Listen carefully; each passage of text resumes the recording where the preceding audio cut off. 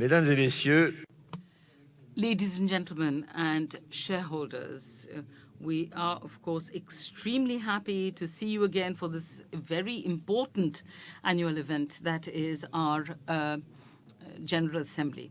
It is a great satisfaction to finally be able to meet face-to-face, and this is an opportunity for all of us to have a dialogue that is as constructive and fruitful as possible. By my side, we have Mr. Luca, the CEO of the group, Mr. Thierry Piéton, our Chief Financial Officer, whom I would like to welcome because this is his first meeting as CFO, and Mrs. Quitterie de Pelleport, who is our Legal Director or Chief Legal Officer. We are also very pleased indeed to have in the front row the members of the Board of Directors, whom I'd like to greet, the members of the Board of Management of the group, the statutory auditors, and the two shareholder representatives who will act as vote tellers or scrutineers. I would also like to welcome the physical presence among us of the Japanese members of our board, Yu Serizawa-san and Joji Tagawa-san, who have flown for hours to join us. I would also like to inform you of the presence of a judicial officer. I would now like to give you some legal information for the holding of this meeting. I'd like to remind you that the notice of this AGM was published in the Bulletin des Annonces Légales Obligatoires and in the Legal Gazette Les Petites Affiches on the 13th of April 2022.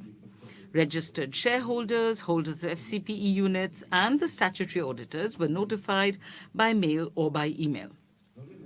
I would now like to turn to the composition, or the makeup rather, of the Bureau of the AGM. As Chairman of the Board of Directors, I will chair this meeting. The French state, represented by Mr. Vincent Lebiez, and the company Amundi, represented by Mrs. Frédérique Debril, will act as scrutineers. And Mrs. Quitterie de Pelleport will fulfill the function of Secretary of the Assembly. The Bureau is thus made up and ready to open the meeting. All the legal documents have been deposited on the desk in accordance with the legal provisions and made available to shareholders as from the convening of the meeting. These documents are recognized as being in order by the officers. The notice of the meeting, including the agenda and the texts of the resolutions, as well as all the documentation required for this meeting, have been made available on the company's website. It has been confirmed to me that this AGM, since more than a quarter of the shares comprising the share capital and having the right to vote are present, can validly deliberate on both the ordinary and extraordinary resolutions that are on our agenda. The Secretary of the meeting will provide you with the final figures just before we take a vote on the resolutions. I would like to point out to you that our meeting is filmed and broadcast on the Renault Group website.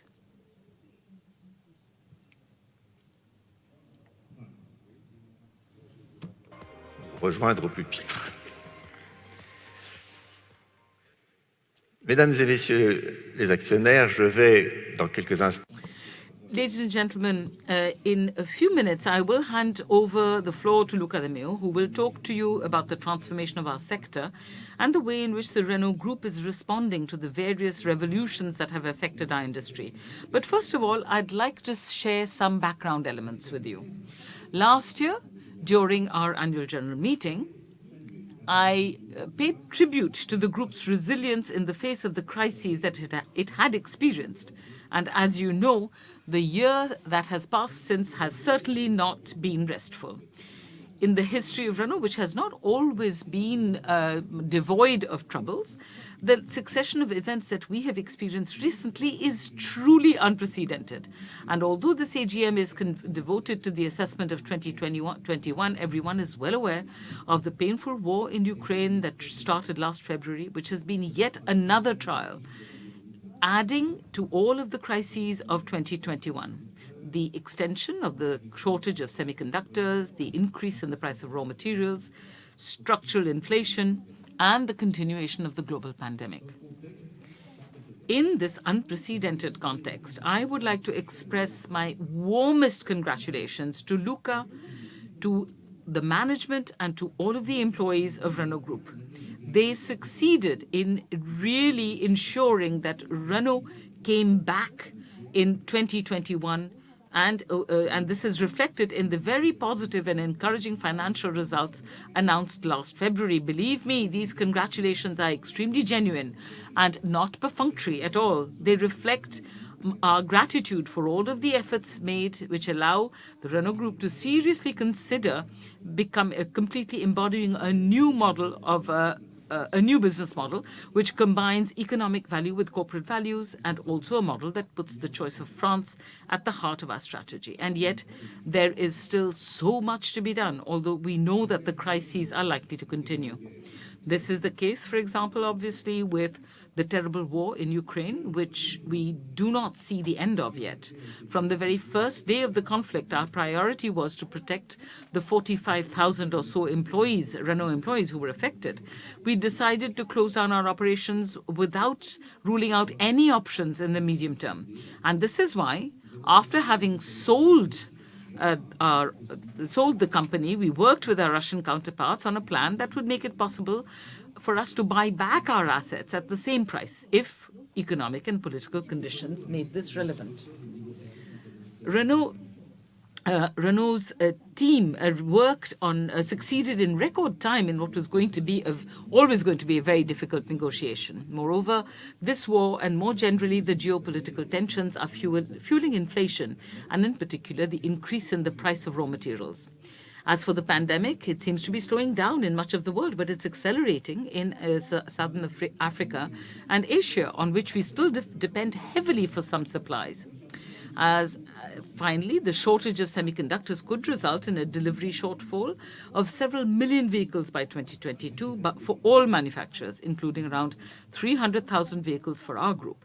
Despite this outlook, my confidence remains intact, and it has even been strengthened. And this is true for several reasons. On the one hand,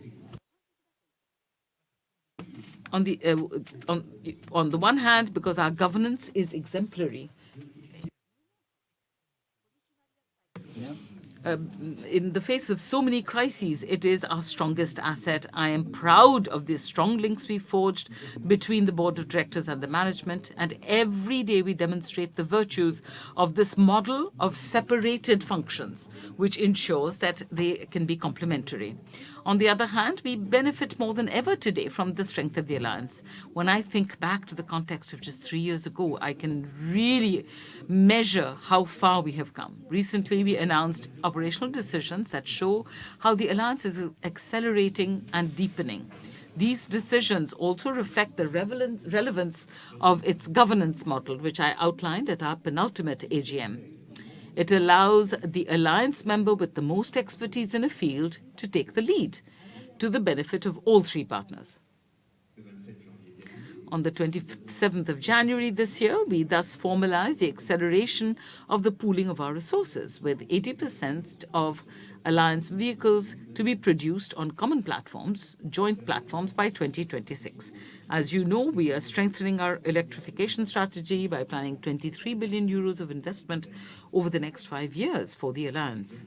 We're also developing the widest range of common platforms for electric vehicles, which will therefore benefit 35 new models by 2030.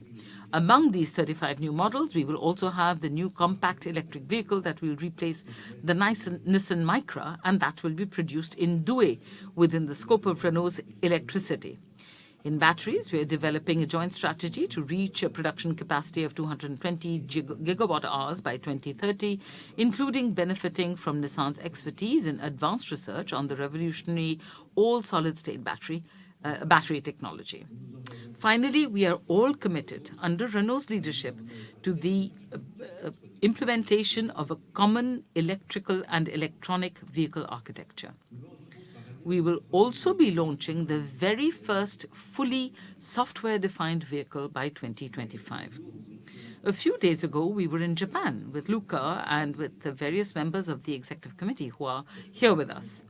This first face-to-face meeting in over 2 years made it possible to confirm that the alliance is on a strong impetus, and this momentum has never been stronger, and that the number of joint operational projects has never been higher. a page has been turned so that, from a legal point of view, the management agreement between Renault SAS and RNBV, which had been set up under the old operating model and which expired on 16th April last, was no longer necessary. It has therefore not been renewed, and the Articles of Association of Renault SAS will be amended accordingly. In addition to the solidity and robustness of our governance model and the strength of the alliance, my confidence is, of course, increased by the momentum of the Renaulution strategic plan, which is having a profound impact on the group under Luca's leadership and whose financial results for 2021 are bearing its first fruits. I would like to emphasize the substantial work being done in developing new skills. For example, as we announced last year, the Renault University, our university, is being ramped up and has begun to train people for future projects. It has already started to train future experts in data management, software, batteries, and the circular economy, which the group needs so badly in order to ensure its future. Finally, I would like to pay tribute also to the tremendous commitment that the group's employees have shown us, without whom none of this would be possible. During 2021, I met with them very often, especially in the context of the discussions we had on the deployment of our corporate purpose, which we revealed to you last year. But this corporate purpose is of no use whatsoever if it is simply a few sentences posted in capital letters in our plants or on our website. Within our company, I have noticed during our discussions that this corporate purpose, the vision, the values, and the commitments that it embodies is increasingly being symbolized and incarnated by the employees of the Renault Group, who see it as a real reason to act by living it every day. And that is, for me, the best promise for the future. I'm also delighted with the work we have been doing for several months with our Purpose Committee, made up of eminent personalities from the worlds of business, media, culture, philosophy, and trade unions. The two extremely fruitful seminars that we have organized on the theme of a fair transition have forced us to question ourselves on how we act in certain options taken by the Renault Group. But how could we possibly fail to mention to you, dear shareholders, the striking contrast between all these reasons for trust and confidence and the current level of the share price, which seems to reflect neither the fundamentals of the group, nor the strength of the alliance, nor the robustness of our strategy, nor even the progress we've made so far. The share price was clearly bouncing back after the announcements made by the alliance, followed by the very positive financial results. Of course, the share price was hit disproportionately hard by the conflict in Ukraine. It is obviously now up to us to do everything we can to demonstrate to the markets how much structural value the company has. I am firmly convinced that the trompe-l'œil effect will gradually disappear, and that the share price will reflect Renault's profound transformation in the medium term.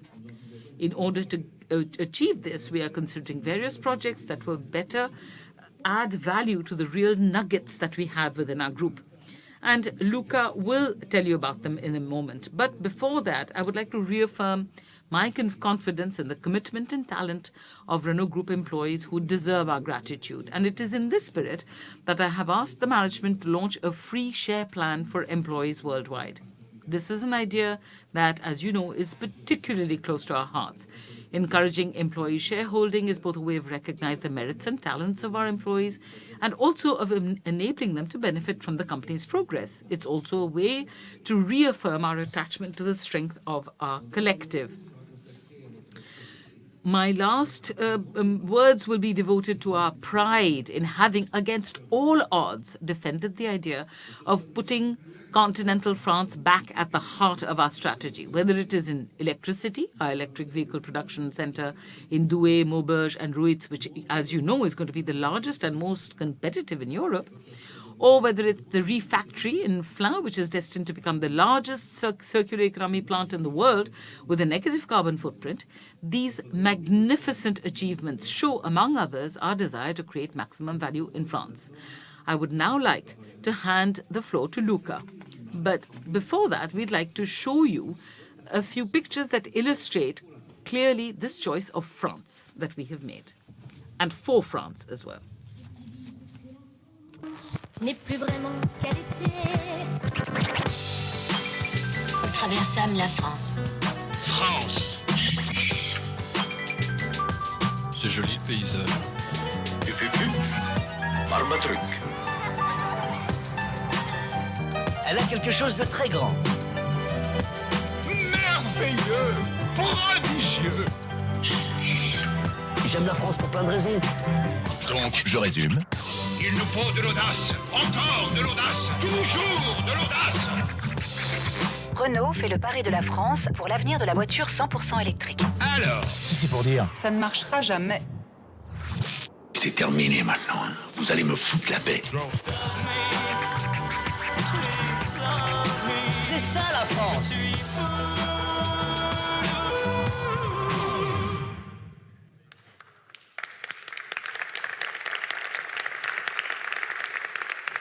J'ai l'habitude de dire que la You know, normally I say that the soul of a car maker is in its roots. And I think that that film really clearly shows you the spirit that we have as we work every day. Ladies and gentlemen, dear shareholders, I spoke to you for the very first time 2 years ago. And these past 2 years, as you've just heard from Jean-Dominique, have served only to accelerate the change, the entry of our world into an era of radical disruptions. One familiar world is fading before our very eyes, and another is emerging. It is unlike anything that we have known before. In just a few years, we have gone through experiences that we never imagined that we would have to. First of all, we witnessed the fracturing of Europe with Brexit. We saw the rise of authoritarian regimes and populist movements, social and political conflicts in really unprecedented forms. I would say that really the liberal democratic model appeared to be weakening, whereas before that we really thought that it was unsinkable.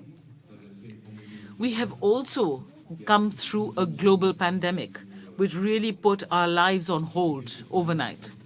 And over the last few weeks, we have witnessed what was unimaginable, the return of large-scale armed conflict to the European continent. We've also had the digitization of the world and the turning of it into data. All of this is speeding up. We are living through one of the greatest technological revolutions in human history. Every single sector of human activity is being profoundly transformed. And in the background to all of this, the environmental crisis is certainly emerging as our greatest challenge. In just a few years, we have become accustomed to measuring our lives and our actions in grams of CO2. We have gone from an infinite world to a very finite world with limited resources. For the car industry, which is responsible for 15% of total emissions in Europe, this means that we have to thoroughly rethink the way we work. We have suddenly discovered that what we thought, what we've always taken for granted, was actually fragile and vulnerable. The cracks that had appeared in globalization have become gaping chasms today. And the Renault Group has really experienced this in a very direct manner. As our chairman told you, in Russia, we were faced with very painful dilemmas. And we have done everything in our power to mitigate the consequences of these events for our 45,000 employees in that country. The decisions we had to make were extremely difficult, extremely painful, but they were necessary.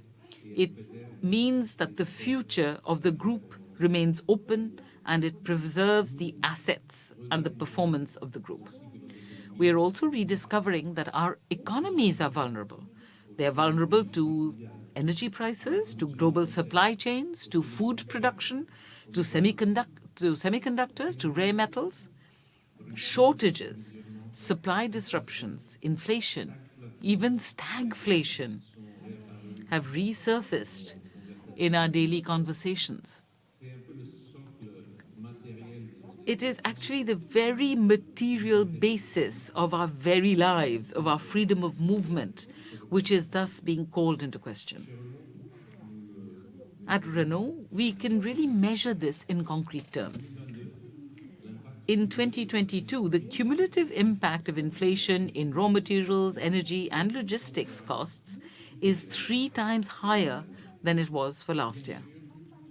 Of course, everyone is still hoping for a return to normalcy. Everyone is hoping that this is simply a period in brackets that is going to come to an end very soon. But that world which we comprehended and which we had control over is not going to come back. The rules of the game have changed, and we have to learn to live with a world where there are no guarantees at all. And yet I also have a very strong belief, like Jean-Dominique, that we can help this world to live differently. We can actually start this world off on a different sort of economic adventure. But because this disruption is also a moment of opportunity, the kind of opportunity that we have not seen for decades. The emergence of artificial intelligence, the energy transition, the transformation of the way people consume, the shift from ownership to usage, all of these changes are sketching out the solutions, I do believe, that we have to have for tomorrow. And in the face of the immense challenges that face all of us, we want the Renault Group to be part of the solution. We intend to contribute to the joint effort to take our destiny in hand, to be masters of our destiny. In concrete terms, this means we want to position Renault at the forefront of the 4 revolutions that are completely transforming vehicles: the electric revolution, the revolution of sustainable cars, the software revolution, and lastly, this revolution in mobility services. And this is really where the key issue lies. I will come back to this. But in order to act, we must first ensure that we have room for maneuver. And to this end, the priority of Renaulution is to really clean up the group's fundamentals. This is what we've called the resurrection phase of Renaulution, the first phase. And I can tell you that in 2 years, I have seen Renault demonstrate a capacity to bounce back that I have rarely seen in my entire career. The results that we announced in February showed that, I think. And we achieved this thanks to the strong mobilization of the group's teams, and we achieved one of the fastest turnarounds in the recent history of the automobile industry. Thierry Piéton will go into this in a lot more detail later on. But let me just remind you of 3 figures which show the enormous scale of what has happened. First of all, we have restored the profitability of the group by increasing it by 4.4 points in 2021. That is 2 billion euros. This is higher than the target we had set for ourselves for 2023. Secondly, we have reduced our break-even point by 40% in just 1 year, although our target was to lower it by 30% in 2 years. Thirdly, we've exceeded our target of reducing fixed costs by 2 billion euros. In terms of restoring the group's fundamentals, I would also like to talk about the fresh impetus given to our alliance with Nissan and Mitsubishi. Really, Jean-Dominique Senard was the principal architect of this. He worked tirelessly. We were together in Japan just a week ago, and I can tell you that what I saw there gives me complete confidence for the future. In 18 months, the second step, or the second phase of Renaulution has also started to bear fruit. This is the phase that we call renovation. Our sales policy, that is now focused on value and on the quality of the business, has improved our net pricing by 11% since 2019. We have increased our share of the most profitable channels in our sales to 69% of the total in our top 5 European markets, compared to 56% in 2019. And I can assure you that we're going to do even better. Because our product offering was still rather inadequate. As we ramp up the launch of the Renaulution car range, that is going to change. We are preparing the best lineup Renault has had for decades. It's going to start this year with 3 major launches. First of all, the new Mégane. We have already booked 13,500 orders, even though the car is just beginning to appear in French dealerships. We will also launch Austral with probably the best hybrid powertrain in the world. With this car, Renault finally has a real C-segment SUV.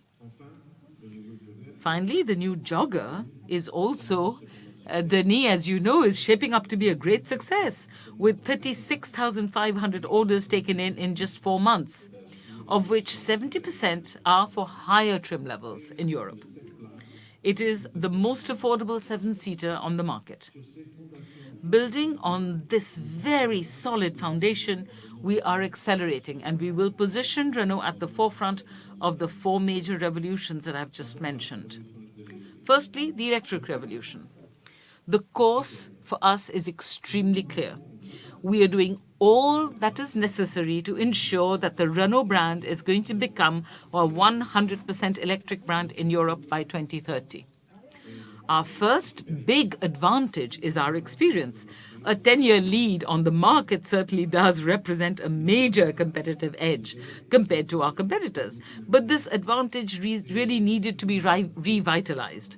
And that is exactly what we have done over the last 18 months. First of all, last year, with electricity in the north of France, we acquired one of the leading electricity production centers in Europe. This integrated ecosystem and its 2 gigafactories will support our electric offensive. By 2025, we will be producing 400,000 vehicles there per year. And I would like to show you this video, which will give you a better idea.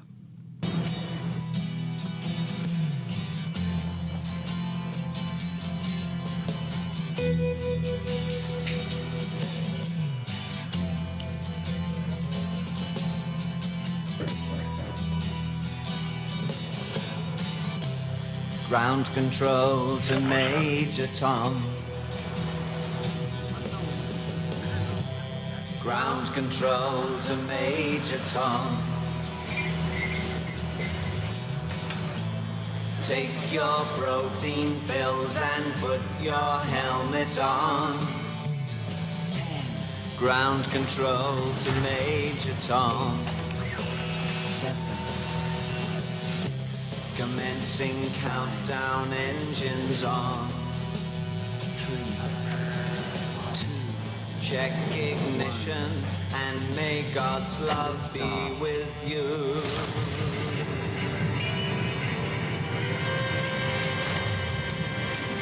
This is ground control to Major Tom.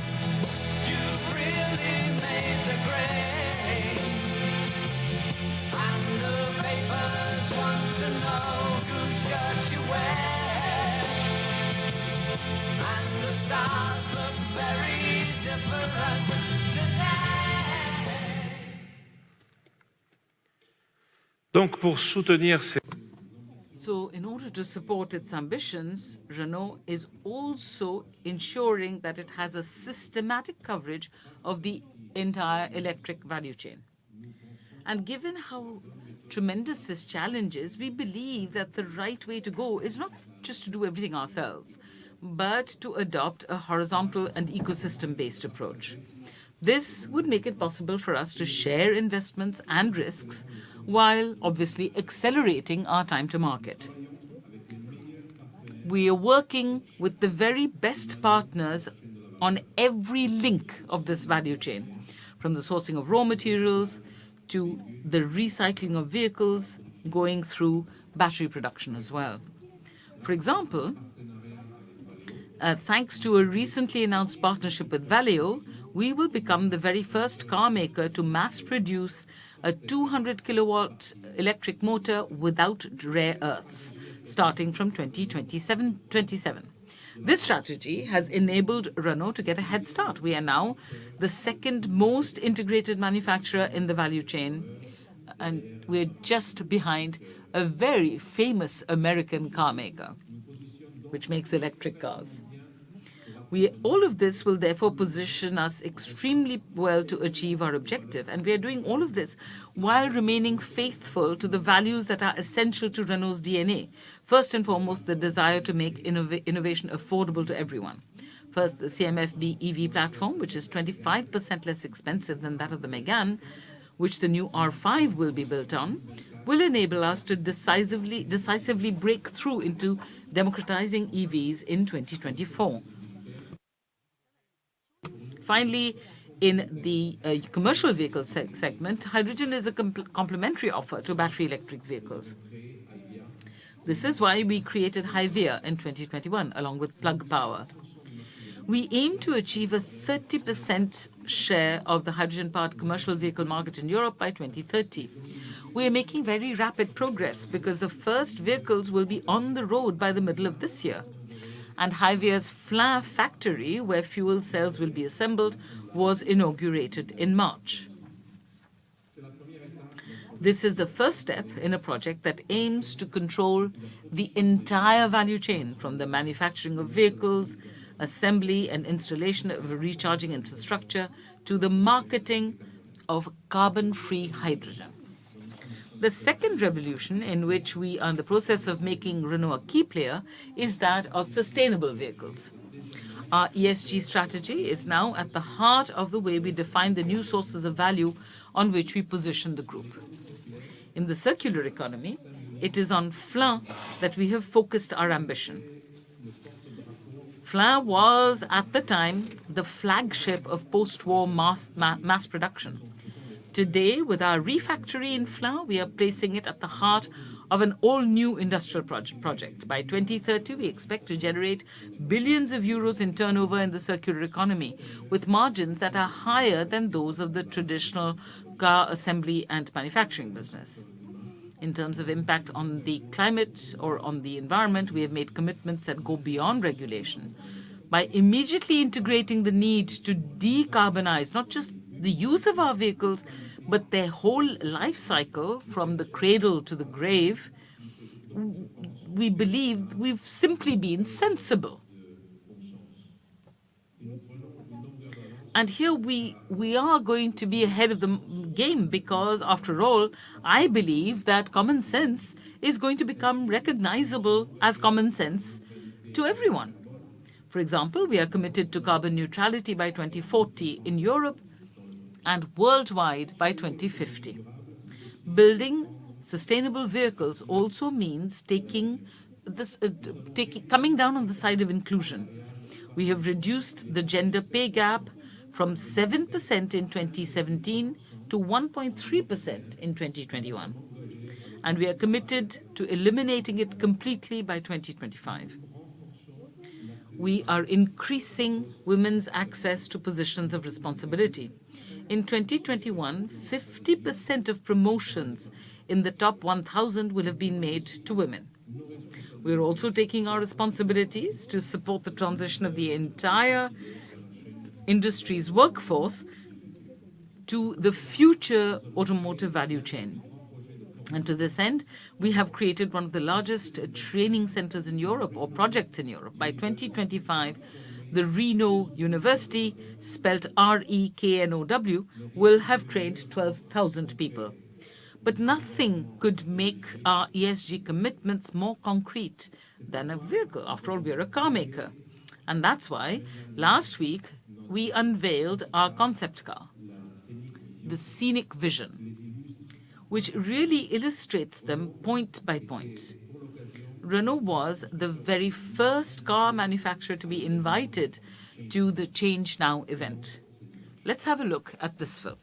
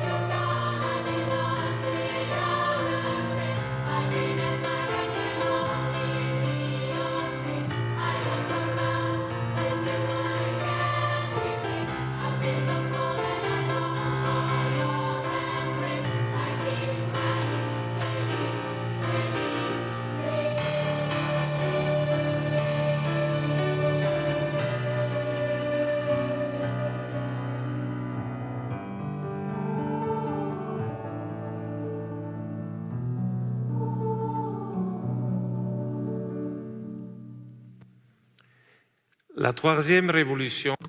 Now, the third revolution that I mentioned is the software revolution. We have just taken a major step, because with the new Megane, we are the very first non-premium car maker to offer Google services integrated into a vehicle.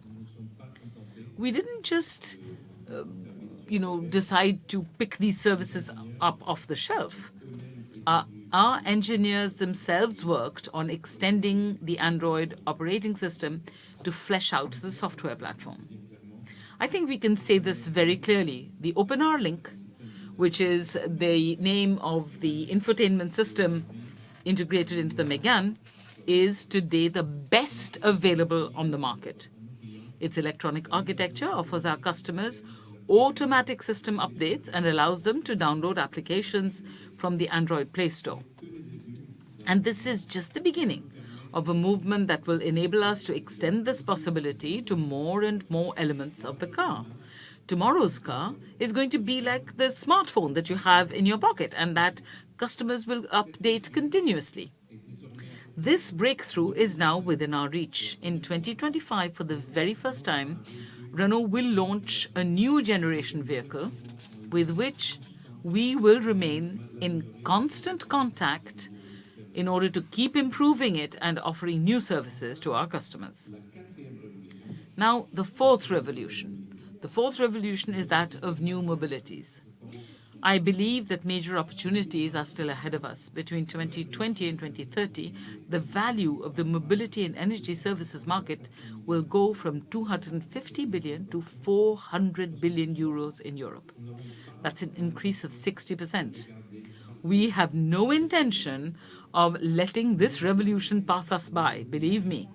We want to place this new mobility at the very heart of our model and ensure that mobility and energy services represent at least 20% of the group's turnover by 2030. Let me repeat that, 20% of turnover from activities where we can expect double-digit margins. This really is a structural turning point. In support of this objective, we have done something that the Renault Group had not done for the last 120 years. We have created a new brand after Renault, Alpine, and Dacia. This brand is Mobilize. Its mission is to invent the mobility of tomorrow, thanks to an offer that combines services and dedicated vehicles. We have attached to it an engineering team and a design team, which gives it a unique competitive advantage over similar initiatives. And we are moving very fast. In just 1 year, we have announced 4 vehicles, and a whole range of services are already available. And we now have fantastic prospects around insurance and financial services. Because earlier this month, we brought together the activities of our subsidiary, RCI Bank and Services, which is now called Mobilize Financial Services, under the Mobilize banner. And we have done this because our ambition is to grow from 4.7 to 8 million insurance and financial services contracts by 2030, which would represent an increase of 70%. As you can see on these major revolutions that are transforming the world of the automobile, we are on a very clear course. In the coming months, we want to give ourselves the means to move forward even faster to transform the group. This is why we have the projects that I announced in February.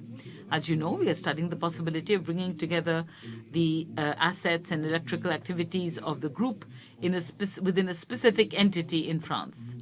And symmetrically, we would also create an entity that would be dedicated to the combustion engine and hybrid powertrains.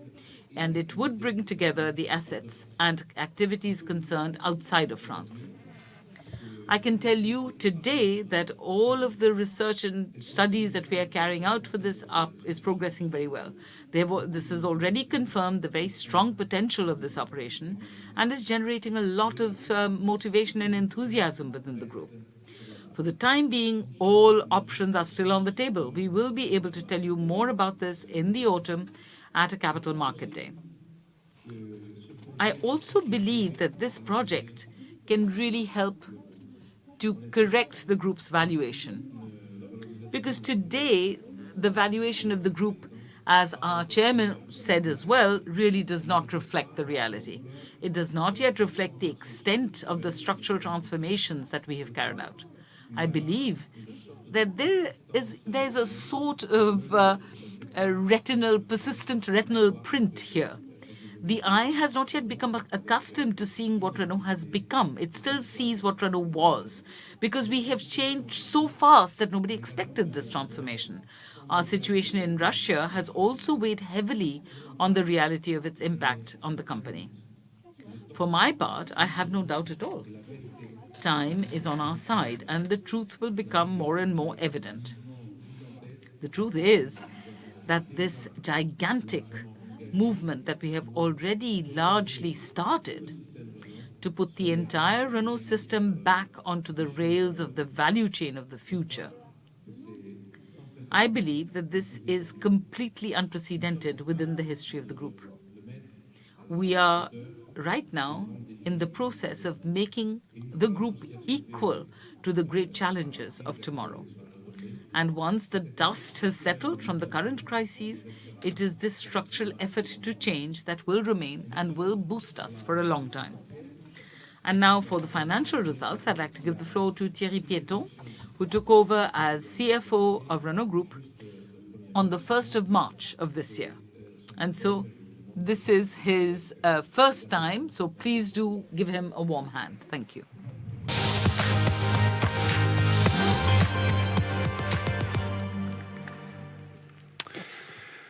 Bonjour, mesdames.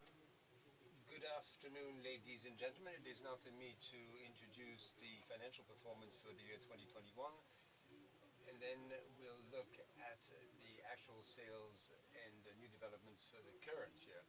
As Jean-Dominique and Luca pointed out, the year 2021 was marked by a series of serious crises, the electronic components, the pandemic, and that, of course, had negative impacts on all the markets where we do business. In the year 2021, the automotive market remained far removed from the levels of 2019, with volumes in Europe down more than 23%. So in that context, Renault sold 2.7 million vehicles, down 4.5% compared with 2020. Now, as part of our Renaulution plan, we've made major changes in our business strategy, giving priority to value over volume, and that has led us to deliberately set off some market shares in the less profitable segments. Moreover, the shortage in semiconductors deprived us of about 500,000 cars in our annual production. And so Renault sold 1.7 million vehicles in 2021, down 5.3%, while Dacia and Lada grew by 3.1% and 0.3% respectively. Let's now look at the financial performance. The revenue for the year 2021 stood at 46.2 billion euros, up 6.3% compared to 2020. The increase in revenue in a context where sales were down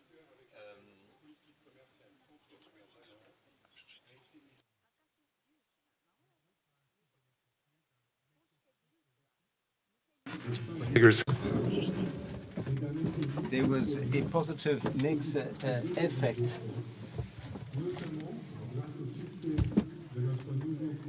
thanks to the success of the new crossover,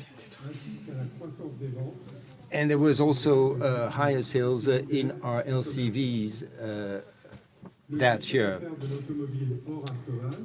The revenue, automotive revenue out of not AvtoVAZ reached 40 million euros. AvtoVAZ contributes 2.8 billion euros, up 10.4%, partly due to strong price increases and a favorable mix, product mix. The contribution of mobility services stood at 24 million euros for the year. And finally, the revenues of our bank, RCI Bank, which was renamed Mobilized Financial Services, was down 6.5% to 2.9 billion euros, in line with our strategy to decrease our average earning assets and optimize inventories. The group's operating margin for 2021 was 1.6 billion euros, or 3.6% of revenue. We exceeded, therefore, the objectives that we'd set for the year.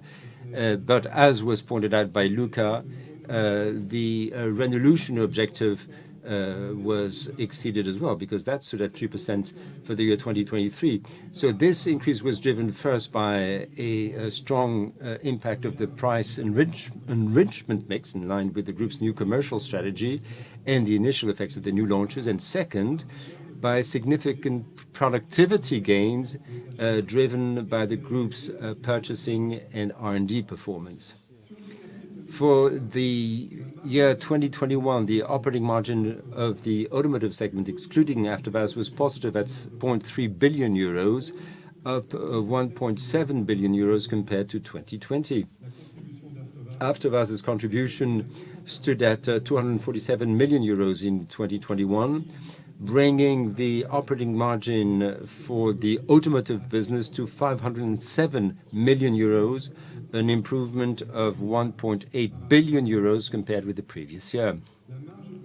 The operating margin for mobility services remained negative in 2021 at minus 21 million euros. Finally, Mobilize Financial Services contributed nearly 1.2 billion euros to the group's margin, compared with 1 billion in the year 2020. The drastic cut in our fixed cash costs by 2 billion euros, a year ahead of schedule, has had a major positive effects on the improvement in our operating margin. These cost reductions were made possible by collective effort on the part of the entire company.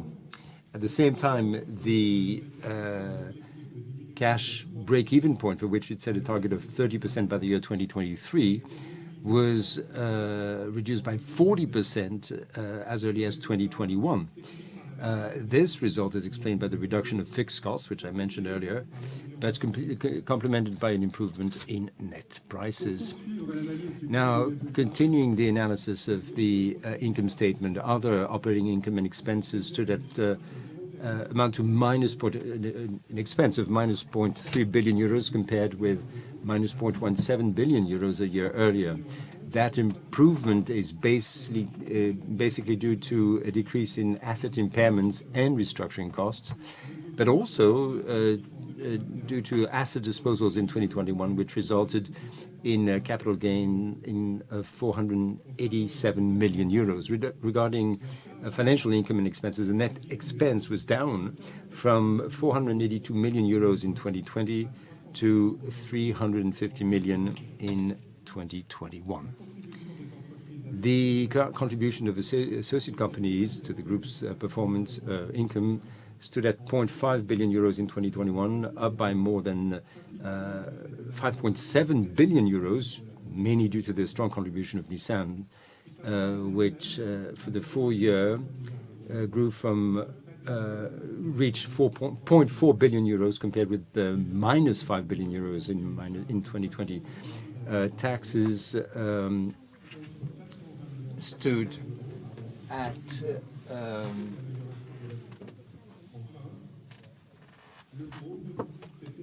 taxes were down last year compared to this year, and the contributions of other associates was at plus 135 million euros compared with 175 for the year before.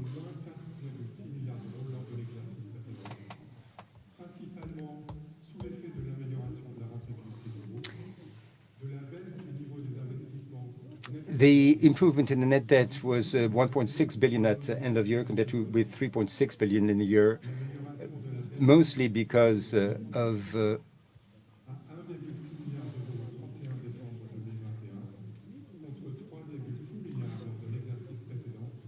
This was mostly due to the decline in free cash flow from operations in the automotive segment I just mentioned, and the sale of shares held in Daimler to the tune of 1.1 billion. In the present context, and with the view to continuing to reduce our debt level, the Board of Directors decided not to propose the distribution of any dividends at this general meeting.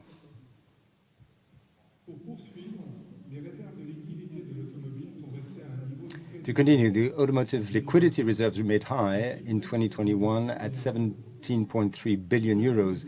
Regarding the state-guaranteed loans, Renault in 2022, on top of the annual 1 billion repayment, will make an early repayment of an additional 1 billion euros in 2022.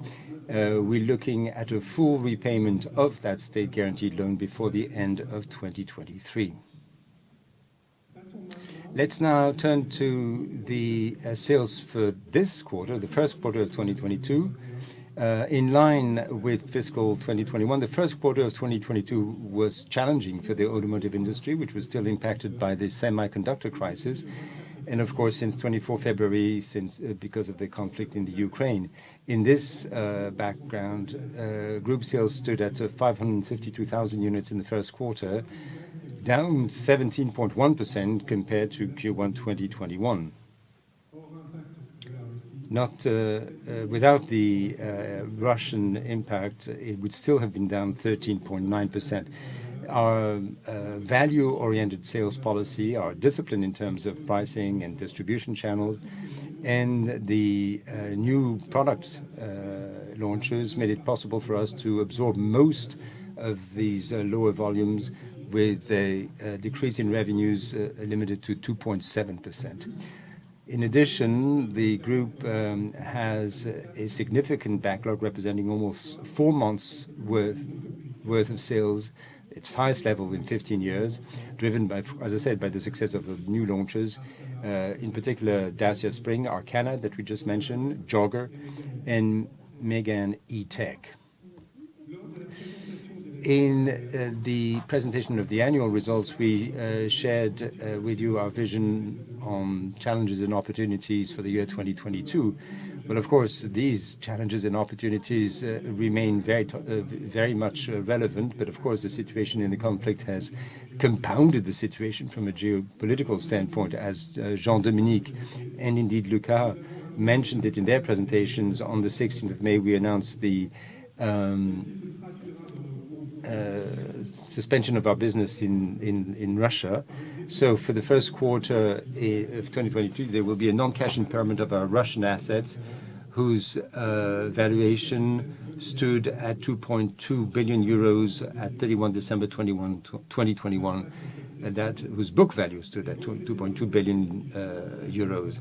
And this was reflected in the guidance given in 23 March. Operating margin sitting at about 3% and operating free cash flow, automotive free cash flow positive, and we will remain ahead of our plan, of our medium-term plans as provided in the Renault strategy. We'll give you an update of our financial performance in the fall during Capital Markets Day. This will be an opportunity for us to show the in-depth transformation of the group conducted by Luca and the rest and the team to meet the challenges ahead. Thank you for your attention, and now I'll give the floor to Mr. Provost, our auditor, and he will give you a presentation of the statutory auditor's report.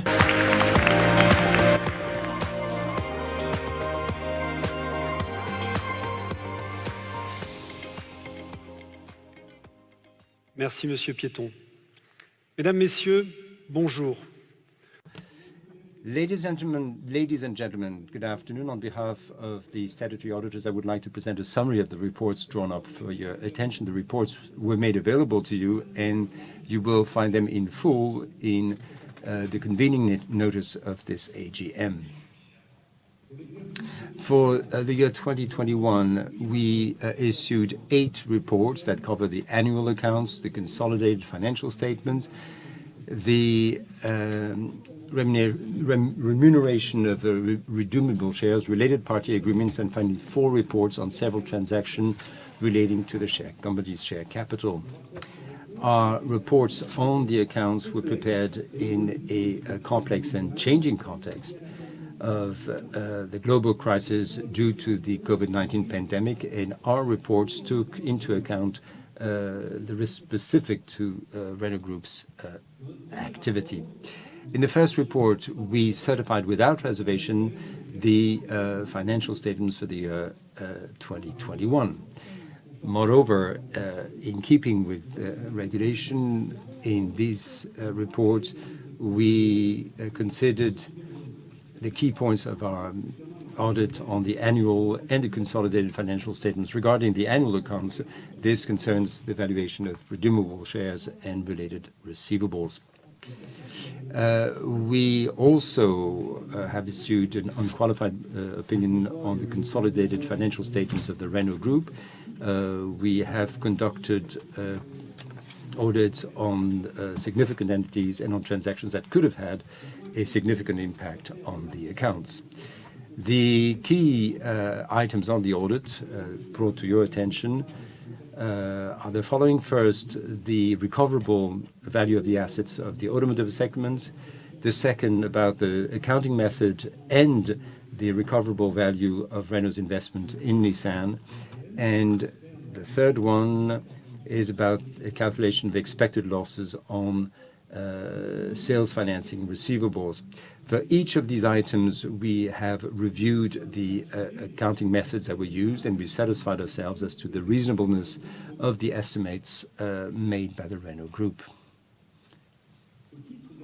For the purpose of this AGM, for the ordinary part of the AGM, we issued 2 additional reports. The first report concerns redeemable shares. In this report, we certified that those elements used to assess the variable remuneration of these shares were in line with the issue contract. We also certified the figures and quantified elements in the group's consolidated financial statements. The second report is on related party agreements. It describes the main terms and conditions of such agreements as we have been told about between your company and its corporate officers, or between your company and companies that have board directors in common. We have not been told during this year of any such related party agreements to be submitted to your approval at this general meeting. The existing related party agreements that were previously approved and whose implementation continue are referred to in this report. And finally, as regards the extraordinary part of the general meeting, we've issued 4 special reports regarding resolutions that may have an impact on the company's share capital. These transactions are in line with the provisions of the French Commercial Code, and our reports do not include any particular remark or observations to bring to your attention. Mr. Chairman, ladies and gentlemen, thank you for your attention. Merci beaucoup, Monsieur Provost. Well, thank you, Mr. Provost, for this very concise but very precise report. Ladies and gentlemen, dear shareholders, earlier on at the beginning of the AGM, I wanted to emphasize what I consider a major asset of the group, its governance. This allows us to be strong and robust in the face of the hazards and the 4 revolutions described by Luca. The reason our governance is exemplary, it is because it is based on proximity, responsiveness, and transparency, which are, of course, guarantees of efficiency. Proximity is that exists between the board of directors and the company's top management. There are very regular exchanges. Luca and I work in the same building on a human scale, a few yards apart. Hardly a day goes by without being in contact with one another. The exchanges are very often informal, and the lack of formality makes for very direct, very simple relations, and also saves us a lot of time. And of course, this is something I value considerably. Responsiveness is therefore at the heart of our operating mode, and when we're facing crises like this is a major advantage. Whenever an important issue arises, we address it without delay and deal with it in confidence. The board of directors is also rich both in terms of diversity and independence, because it brings together a majority of independent directors as well as employee representatives and the two main shareholders. And the board works in perfect harmony. That diversity and consistency is a remarkable strength. I have sat on many boards of directors, and believe you me, the one at Renault really impresses me with its efficiency and cohesion. And indeed, a case in point is the unanimous vote on the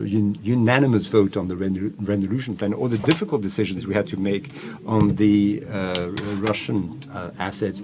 That high level of efficiency is also linked to the change in our operating mode. Now our working sessions are more frequent and longer, which means we have more time for our exchanges. And I would like to pay special tribute to the very thorough work conducted by the committees and their respective chairmen who are in the audience today. And I would like to thank two directors that are leaving the board and whose assistance was particularly valuable, Pascal Souris, who is here, and Martin Vial. I will get another opportunity to express my thanks for their fine work, but on your behalf, I would like to express our gratitude, because through these very challenging times we've experienced, both of them, each with his and her particular styles, were very much in support of the work we've been conducted, the work of Luca, that of the board, my own, and I must say, in a personal capacity, their presence on the board for me was very comforting indeed. I would now like to give the floor to Pierre Fleuriot, who, in his capacity as lead director, has been providing the board and myself significant and valuable advice. And in his capacity as chairman of the Governance and Compensation Committee, will present to you the results of the board's work and the compensation policies for corporate officers. Pierre, it's all yours.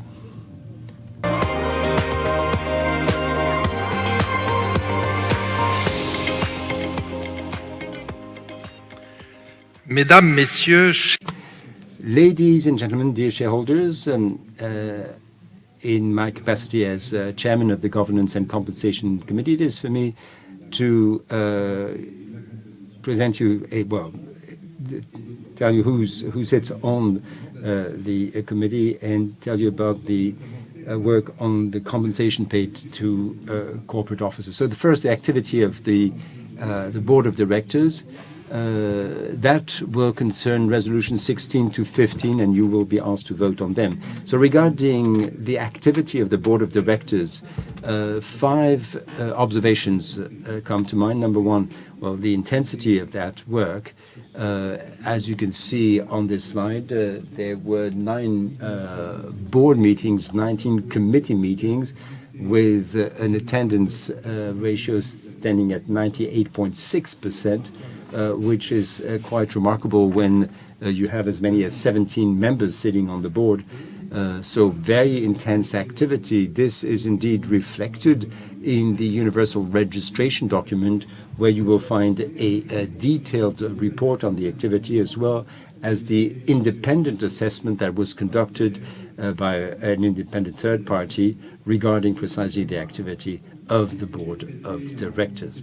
Number 2, the issues addressed at the board meetings. I will cite 5 examples. Number 1, well, the Renault strategic plan, with the support of the Strategic and Sustainable Development Committee. And so you may remember we mentioned this at the beginning. Second, with the support of the Strategic Committee and Sustainable Development Committee, the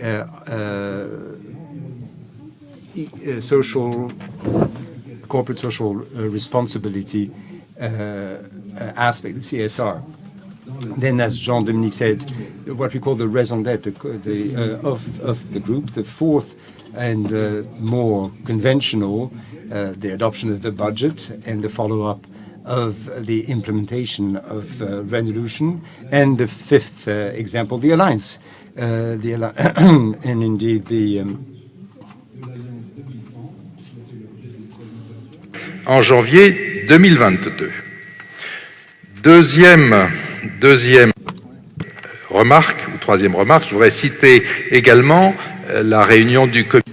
And we should refer to the meeting of, well, the strategic committee of the board, which addressed the transformation of the group in the field of new technologies.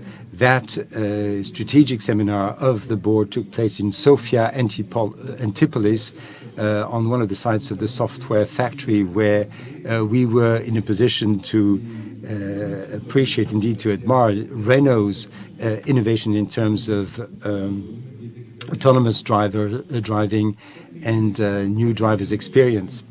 The fourth item, still about that, is the review of the functioning of the board, which took place after the last AGM. There were two changes. First, the merging between the CSR committee and the strategic committee that are merged into one, because CSR and strategy are both strategies, so it made sense for a single committee to address this. So that there's only 3 committees left. And the other big principle is that each director should be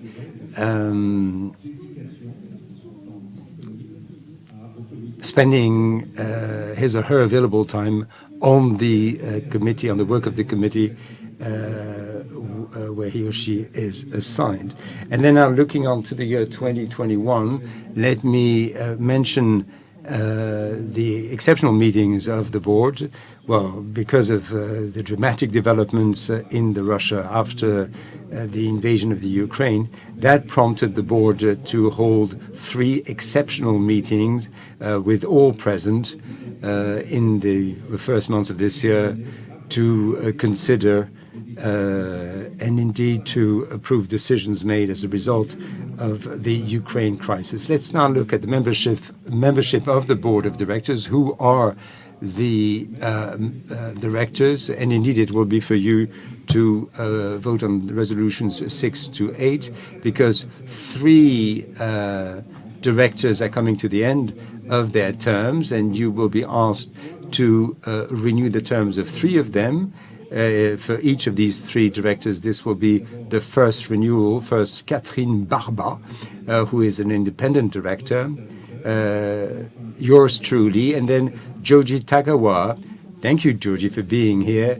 This is Joji's first renewal. So for these 3 directors, should you vote in favor of resolutions 6 to 8, will have their terms renewed until the year 2026.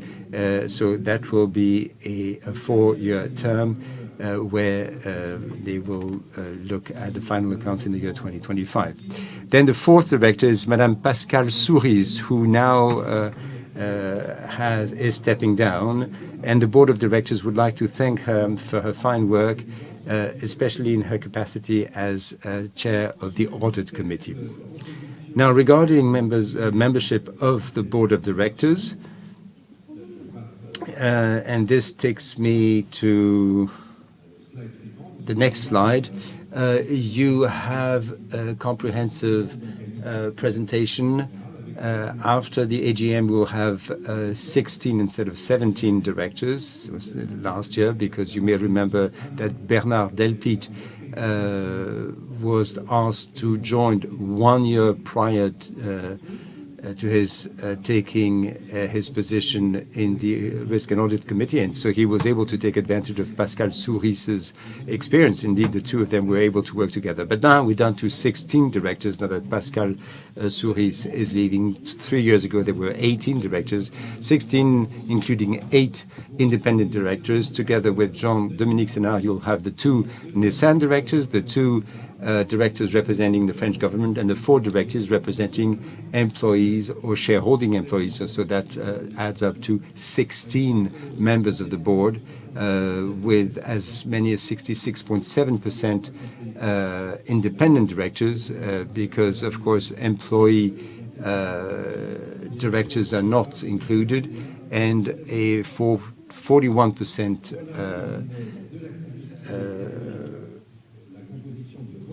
rate of women. So that's as regards the membership of the board of directors. And let's move on to the second part of this presentation regarding the compensation package of corporate officers. We'll start, of course, with the chairman of the board, Mr. Jean-Dominique Senard, regarding his compensation package for the year 2021, which stands at 450,000 euros, with no other compensation, either variable, exceptional, performance shares, or any other form of compensation for his job as a director. That is exactly the amount that was paid for the year in the year 2021. Regarding resolution number 13, and that's on the next slide, we are looking at the compensation also for Mr. Dominique Senard, but that's for the year 2022. So again, no changes there. 450,000 euros, no other compensation variable or free shares, or no special compensation for his work on the board itself. Then regarding the compensation package for the CEO, Mr. Luca, starting with the year 2021, and this is resolution number 11. You may remember that as part of his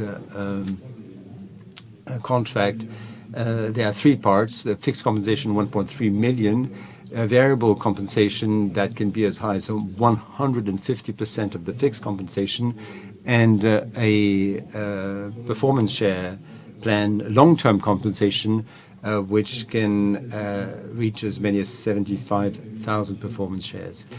So we're looking here at the compensation package for the year 2021, and so that fixed amount was paid out, 1.3 million. Regarding the variable part of the compensation package on the next slide, again, that is still part of the 11th resolution. The criteria are listed, and these are the the criteria that was approved last year. The performance ratio was 145%, all told, which means that should you accept this resolution, Mr. Luca de Meo would be, in fact, earning 1.8 million euros as part of the variable part of his compensation. And plus, for the year 2021, he will receive all 75,000 shares as part of the long-term performance share plan. Now, for resolution number 12, we need your approval to adjust one of the criteria in the long-term compensation of the CEO. And this is about the free cash flow. As you may remember, the year 2020 was an unprecedented year, a unique year, with the first lockdown that started in March for the automotive industry and for Renault. Therefore, this lockdown had terrible effects on cash flow, because we were not in a position to sell any cars at all, because the dealerships and the plants were closed. But we still had to pay our suppliers during that time. And so free cash flow for the first half of 2020 was very negative indeed, so much so that this criteria applied over the next a 3-year period would have led, at the end of the 3 years, would have been 0% for the 3 years. And it seemed unfair to impose on Mr. de Meo, who joined us in the year 2020, to impose the consequences of a negative free cash flow for the year 2020. We could have started that criteria starting in the 1st of July, but not necessarily a good idea because for the second half of 2020, well, their free cash flow was highly positive because, well, we still had to pay our suppliers, but they are paid with a 3-month delay, so they had only just started providing supplies. So there was no cash out. So counting free cash flow in H2 would have been a windfall, which again was a bit unfair in the other way. So it was decided, in all fairness, to remove the free cash flow criteria for the year 2020. In doing away with that criteria, we also left out the number of free shares, the corresponding shares. And so if you're looking at 3 years, we took out 1 year. So we decided to take since it all amounted to 30%, we decided to take out 10%. So 10% of 75,000 means we are down to 67,500 instead of 75,000. So that's resolution number 12, which consists in neutralizing the free cash flow criteria for the year 2020 as a whole, and to therefore delete, as it were, 10% of the performance shares, precisely because that criteria was taken out. Let me also mention, as part of resolution number 14, that also includes what is known as an adjustment clause. You may have noticed, because of the lockdown that we just mentioned, there can be exceptional elements that can have an impact on Renault's performance. And so what is proposed here is that the board of directors should be should have the possibility of putting in adjustments to the performance criteria for the annual or the long-term variable part of the compensation package when exceptional circumstances occur. And such circumstances, as being outside or due to outside factors. So again, under resolution number 14, if I may continue, you also have the variable, the short-term part of the variable compensation, the long-term, and what is known as the co-investment plan, still applying to Luca de Meo. So the variable compensation. So we're proposing to change the performance criteria. You may remember that for the year 2021, which we've just been through, we were looking at 150% all told, with 100% in quantitative criteria and 50% in qualitative criteria. Now we decided it was more opportune to decide on the criteria based on the various committees. So you'd have, on the one hand, financial criteria and strategic and sustainable development. So there would be 80% for financial and 20% for strategic and sustainable development criteria. And so now you end up with 7 criteria listed on this slide. So operating margin, free cash flow, return on capital employed, fixed costs. So that's the financial criteria. And then strategy, sustainability, 40% there, and then customer satisfaction and quality accounting for 10%. That's the second part of resolution number 14. And still about resolution 14, but here we're looking at long-term compensation, still for the year 2022. And so you have the details on the slide. You have 4 criteria, each amounting to 25%, total shareholder return, free cash flow, the annual increase in net revenue per vehicle, and the sales mix of electrified passenger cars sold in Europe.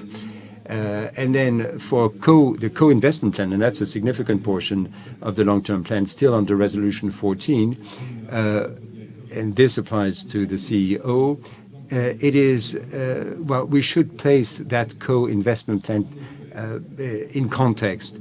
The board of directors, as you may know, took on a number of incentive measures intended for all Renault stakeholders to be more engaged in Renault by a holding shares. So for employees, we're looking at 6 free shares per employee. The second part still for Renault employees, and that is called DSOP. The idea is that all employees should be in a position to purchase Renault shares up to 25% of their annual cash compensation, to purchase then Renault shares with a discount of 30%. Now, that ability is in fact encouraged through a top-up by Renault. That is, when an employee purchases shares, well, first, an employee, they will get 6 free shares, and if they purchase 2 shares with a 30% discount, they get 6 additional shares thrown in as a top-up then for by Renault. And so the purpose at the end of the day is to reach employee shareholdership as high as 30% of all shareholders. And then the third part is what is known as co-investment. Now, co-investment then is intended for the 330 top executives of the company. Now, and that will still be to the tune of 25% of their cash compensation. They will also be in a position to purchase Renault shares without discount, and they will be frozen for 5 years. So that's the risk part of their investment. But where the investment comes in the form of Renault topping up that investment, provided that certain performance criteria are met for 3 years running, in which case the value of the shares they have purchased will be doubled. And so that will be offered to the 330 top executives of the Renault Group, including the CEO. Of course, he should be left out of that. Indeed, it is for him to lead by example, and he would be the first beneficiary of that self-same plan. And then the third part is for board directors. And so they undertook to multiply by 4 the number of shares they're supposed to hold. They used to have as many as 100 shares. Now they need to hold 500 Renault shares, each of the directors. And so we're still on resolution 14 here, and there are no changes here compared to the initial contract, and so that was already approved in a resolution last year. These are post-term benefits, of course. We're not at that stage yet for Luca, so that's the severance pay, termination benefit, non-compete indemnity, 2 years worth of pay, and then top-up pension scheme, and this is pretty standard stuff. So that that covers all the resolutions for the resolutions for the compensation of your CEO. That was covered in Resolution 14. Now, for the directors themselves, so the compensation, the directors' fees for the year 2021 first. As you know, they have a fixed part of their compensation, but also a variable part, which is in line with their own attendance rate. And so you have the details on the table. If you do vote in favor of resolution number 9, the overall budget will be 1.152 million euros. That, by the way, is less than the cap, the ceiling voted in 2018, which stood at 1.5 million. So that covers the budget for directors' fees for the year 2021. That's resolution number 9. And then finally, for the self-same directors, that's for the year 2022, we will be looking at both the fixed and the variable part of the compensation. And the idea is to have all the committees, that is audit, governance, strategy and sustainable development, should be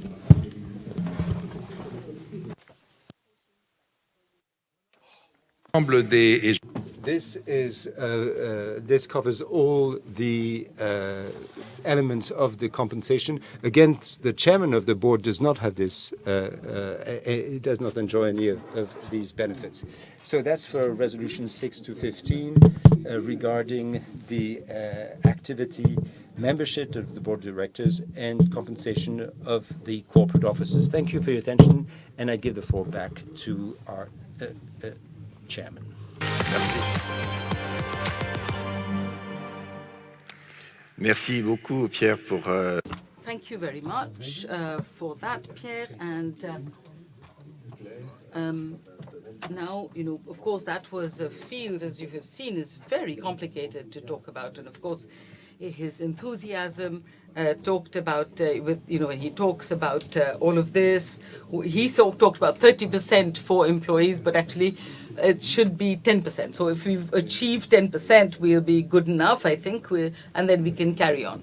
So I really believe in this system, and I get the feeling that we are really on the right path. Now, if you don't mind, we're going to take a more direct a moment of exchanges between us, and I know that you've all been waiting for it, because it's great that we can at least take your questions and see your faces. So before we start, if you don't mind, I'm going to give the floor to Quitterie, who is going to give you a few indications about how we can work.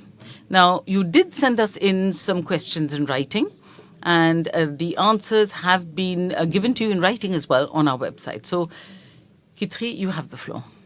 Thank you very much, Jean-Dominique. So to ensure that the largest number possible of you can ask questions, please keep your questions direct and short, not more than a minute. We have hosts and hostesses with microphones who are all around the room, and so if you want to ask a question, please get up and move to the host or hostess who is closest to you. And I'm going to give the floor back now to the chairman, and we'll open the Q&A session. Thank you very much, Quitterie. Now, before I give you the floor for the first question, let me just remind you that we have the Shareholders' Day and the Consultative Committee of Shareholders. And on the 27th of April, Luca and I were able to discuss the activity of the group, and we were able to have a direct dialogue with many of our shareholders. So, of course, these shareholder days are going to start up again, and I hope that we will be able to meet you in person, and we hope that it will be as lively as this day was. And I suggest that we should show you a few pictures that we shot during this day, and I think it's going to be quite interesting.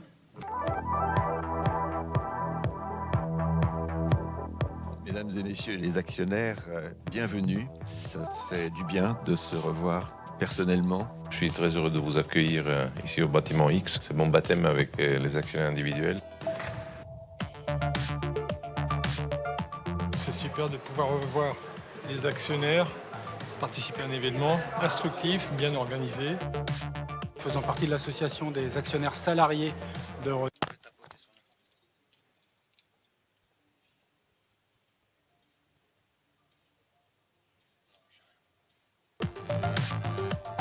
D'avoir rencontré l'équipe dirigeante,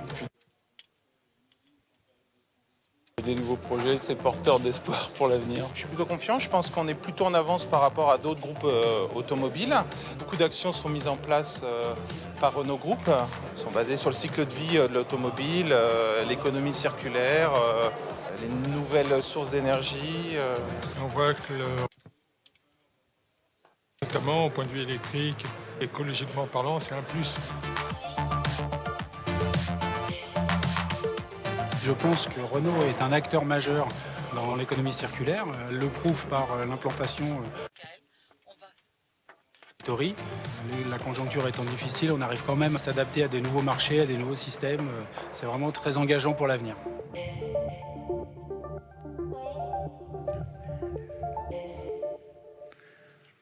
Voilà, très engageant pour l'avenir. So as you heard, this was really engaging for the future. That was something that I really liked hearing. So obviously it means we have to continue to work with you. And now we would like to start the discussion with one of the members of the Consultative Committee of Shareholders. And then we will take questions that you have sent to us. And then we have other questions that were sent to us on the chat on the website. We wanted to keep that mode of communication open.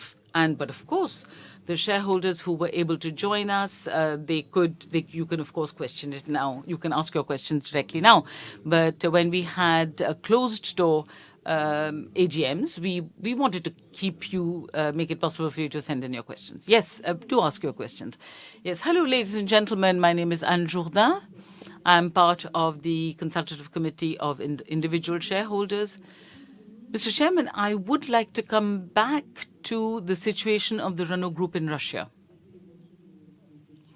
You talked about meetings, but you also talked about leaving the options open for the future. Could you please tell us what that means exactly? Yes, thank you very much for this question. You know, we have discussed this subject in several interventions, but several presentations, but I would like to thank all the teams who took part in this because they worked practically night and day, you know, really 24 hours a day. These negotiations were extremely difficult. We had all fixed a specific objective for these negotiations. First of all, it was to look after the 45,000 people, employees of the group who were working in Russia, and that was a large number of people. And obviously, we did not want to place the responsibility for this war on their shoulders. That was our first objective. We wanted to ensure that these people could have a future because they have, played an economic role, and they all have families whose survival depends on them. So in a way, what we wanted was to come out of Russia in such a way that we could protect the option, if possible, if the circumstances were to evolve and to become positive, it would make it possible for us to come back to the country with a possibility to start production again. And that was the subject of the very intense negotiations that I mentioned earlier. I think that now of course, we are going to continue to have a very particular attention to this part of the world where we are working. Now, as far as our capacity to come back is concerned, as I told you, it's going to happen normally at the same price at which we were able to come out, which means not really much at all. But of course, the decision we will have to take will depend on the circumstances that are extant at that time. And I'm sure that, Luca, you would agree with me. So what I can say really is that, honestly, it was not the best solution in the world.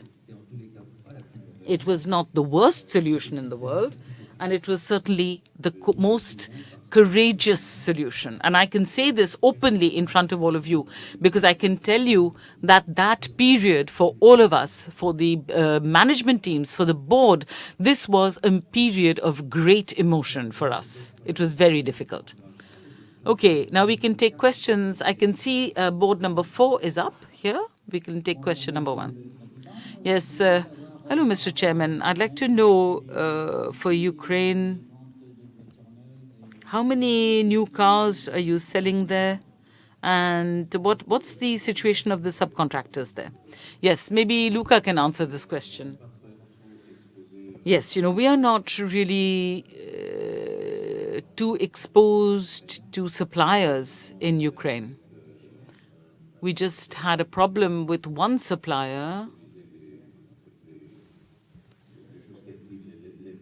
that was producing a part that we needed for the windows, electric windows of our cars. So we're not really much exposed there at all. So in terms of sales as well, it wasn't a huge market for us because we didn't have a big presence in Ukraine. So from the business point of view, Ukraine is not really such a problem. It's for Russia, where we were present really more. Okay, I think that answers your question. I can see that board number 3 is up. Yes, I'm sorry, because I'm going to take it in order as much as possible. Hello, everyone. I'm an ex-employee of Renault. I started working for Renault in 1969. I have a question concerning the change in headcount, especially as a consequence of the restructuring that you've done. How exactly did that go? That's my first question. I also have a comment that I'd like to make. As far as the employee shareholding is concerned, I think this is a very bad idea. I know this is something that's familiar to everyone. We've heard of it before. It makes it possible to keep down the increase in wages, and you just hand out shares. But the sum that you give obviously does not make it possible to pay for, say, social security or even for pension. So it's not an advantage for the employee. Now, I'd like to make a comment concerning the compensation for the CEO. Well, I think that it's a scandal, really.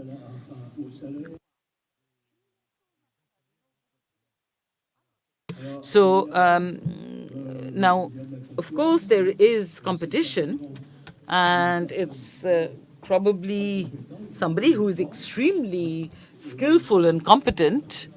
I'm sure he is, and his salary is lower than some football players, but football players can't work up to 70 years of age. So I think it's a bit of an insult vis-à-vis the employees of the company, and especially the lowest paid employees of the company. That's it. Well, yes, thank you for your question, and I'm going to answer the first one especially. So, for the restructuring, all of the restructuring was carried out with a lot of collaboration with our trade union partners. And in July 2020, I talked about, I know it's difficult. It's extremely difficult to put Renault back to the right scale, to bring production capacities down to the right level. And everything that has happened since, which was, really a compliment, the supplement to this plan, meant negotiations with our labor partners, and some of the board members who are here can confirm that it was done in an exemplary manner. And personally, I'm quite used to this kind of negotiation, so I was really happy to see that Renault had kept this tradition of open and transparent negotiations. This is never an easy period, but today, we followed this up very closely, and I would say that things have gone rather well. Now, as far as employee shareholding is concerned, I hope you won't mind, but I don't agree with you at all. I think it's a very good idea. And especially at this time when we are talking more and more about sharing the values of the company, I think this is one of the ways in which we can implement it. And obviously, in the circumstances that we are all aware of, the fact that the employees should be a part of the company by holding shares, and that they should be able to benefit from the future of the company because they hold shares, I think is a very smart way to ensure that everybody is a part of our future. And it makes it possible to better understand the hazards of the life of our industry. So I believe that we should still do it because I think that this is something that our employees are really waiting for. Now, you had another question on the compensation of our CEO. And I can say here that I would like to make a very, very clear answer. It is more than deserved, and this is part of the rather temperate or moderate salaries in our sector, where directors also know that they need to have a moderate or temperate or limited remuneration. So when you look at we have such huge challenges. The continuation of the Renault Group and of our sector is so important that I believe that his compensation is still extremely reasonable, and I'm the first to ensure that it's very moderate. And I'm not going to give you any more proof of this. So thank you very much. I can see that board number 3 has been lifted up here as well. Monsieur le Président, Roger Tran, l'actionnaire. My name is Roger Tran. I'm the shareholder that whispers. I'm the board member whisperer. So the inflation. I know we have inflation. I know we have the increase in raw materials prices. But why should the buyers of our cars have to suffer from that? I know you've really increased the price of your cars, and you've also. I have shares in 2 French startups.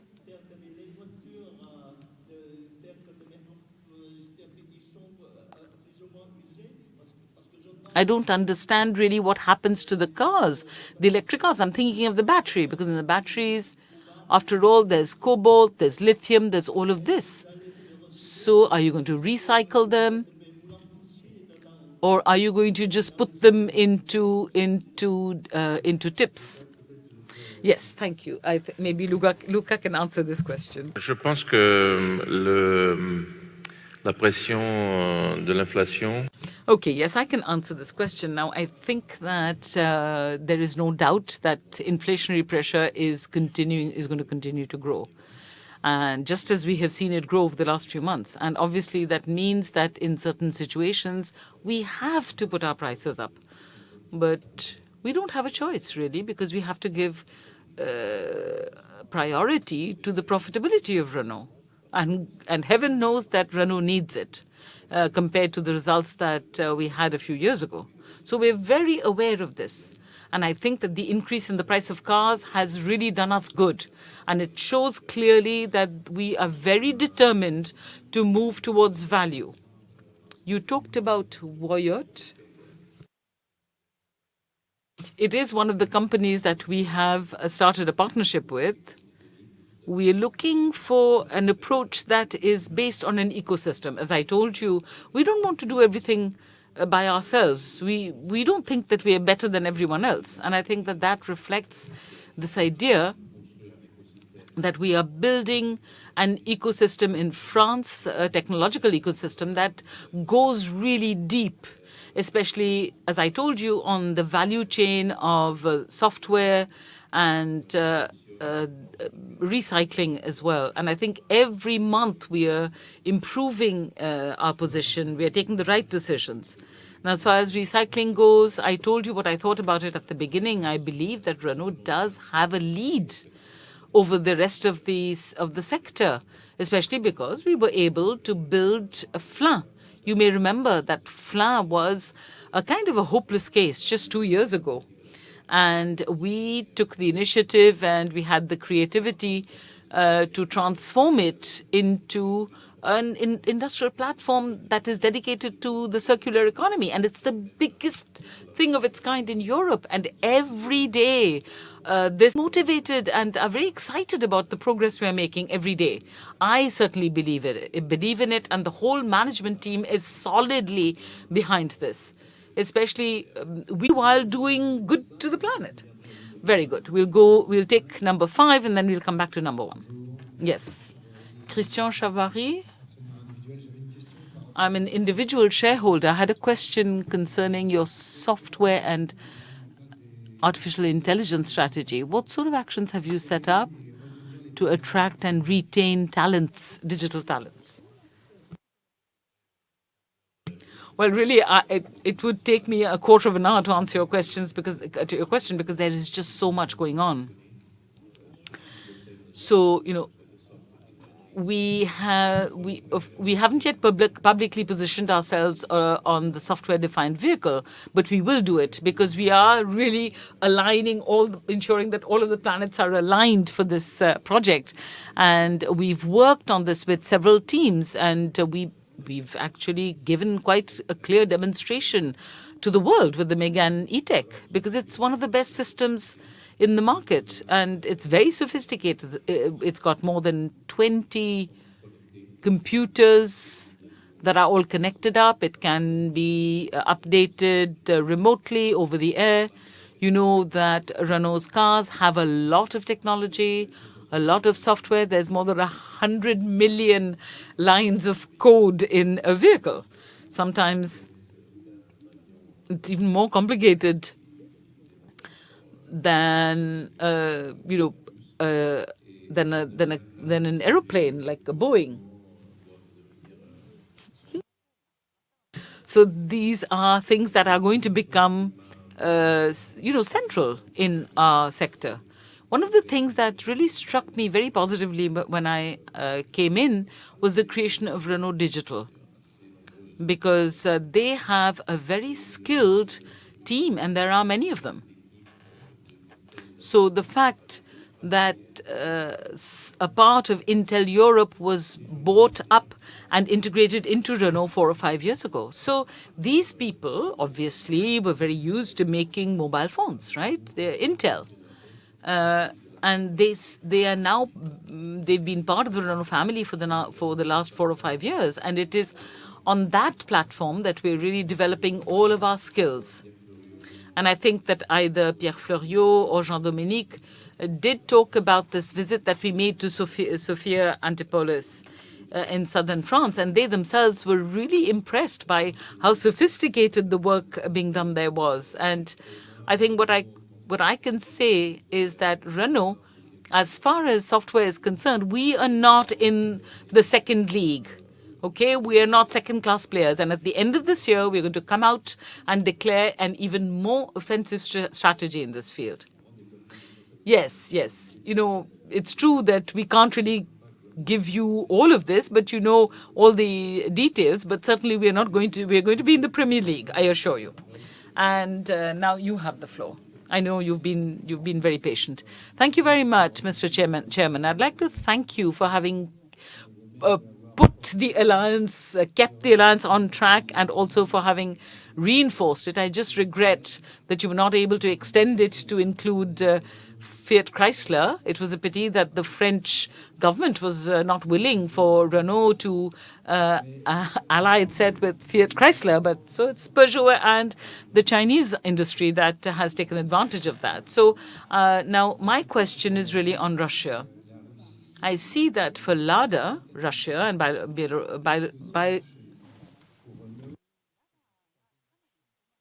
Belarusia represents a large part of the market in Europe, and it's very close.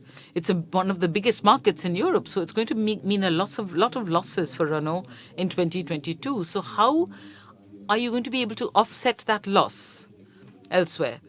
Thank you very much for your question. And I'm going to ask Luca and the whole of the management team that is here to answer. What I can say to begin with is that for these countries, we did have some rather remarkable projects which were based on, the car platforms that we had already implemented. And quite obviously, these are terrible circumstances. We would have loved to be able to continue to take advantage of the presence of Renault in Russia with Nissan, and we counted for a lot in the automotive markets in this region. So, Luca, maybe you can tell us what you have in mind.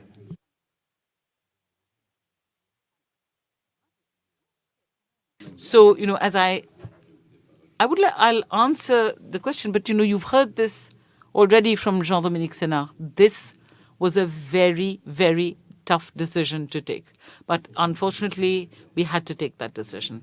You have to understand something very clearly. It is completely impossible today, with the international sanctions that have already been voted in and those that are going to come in as well, to operate in the automobile industry in Russia. Completely impossible.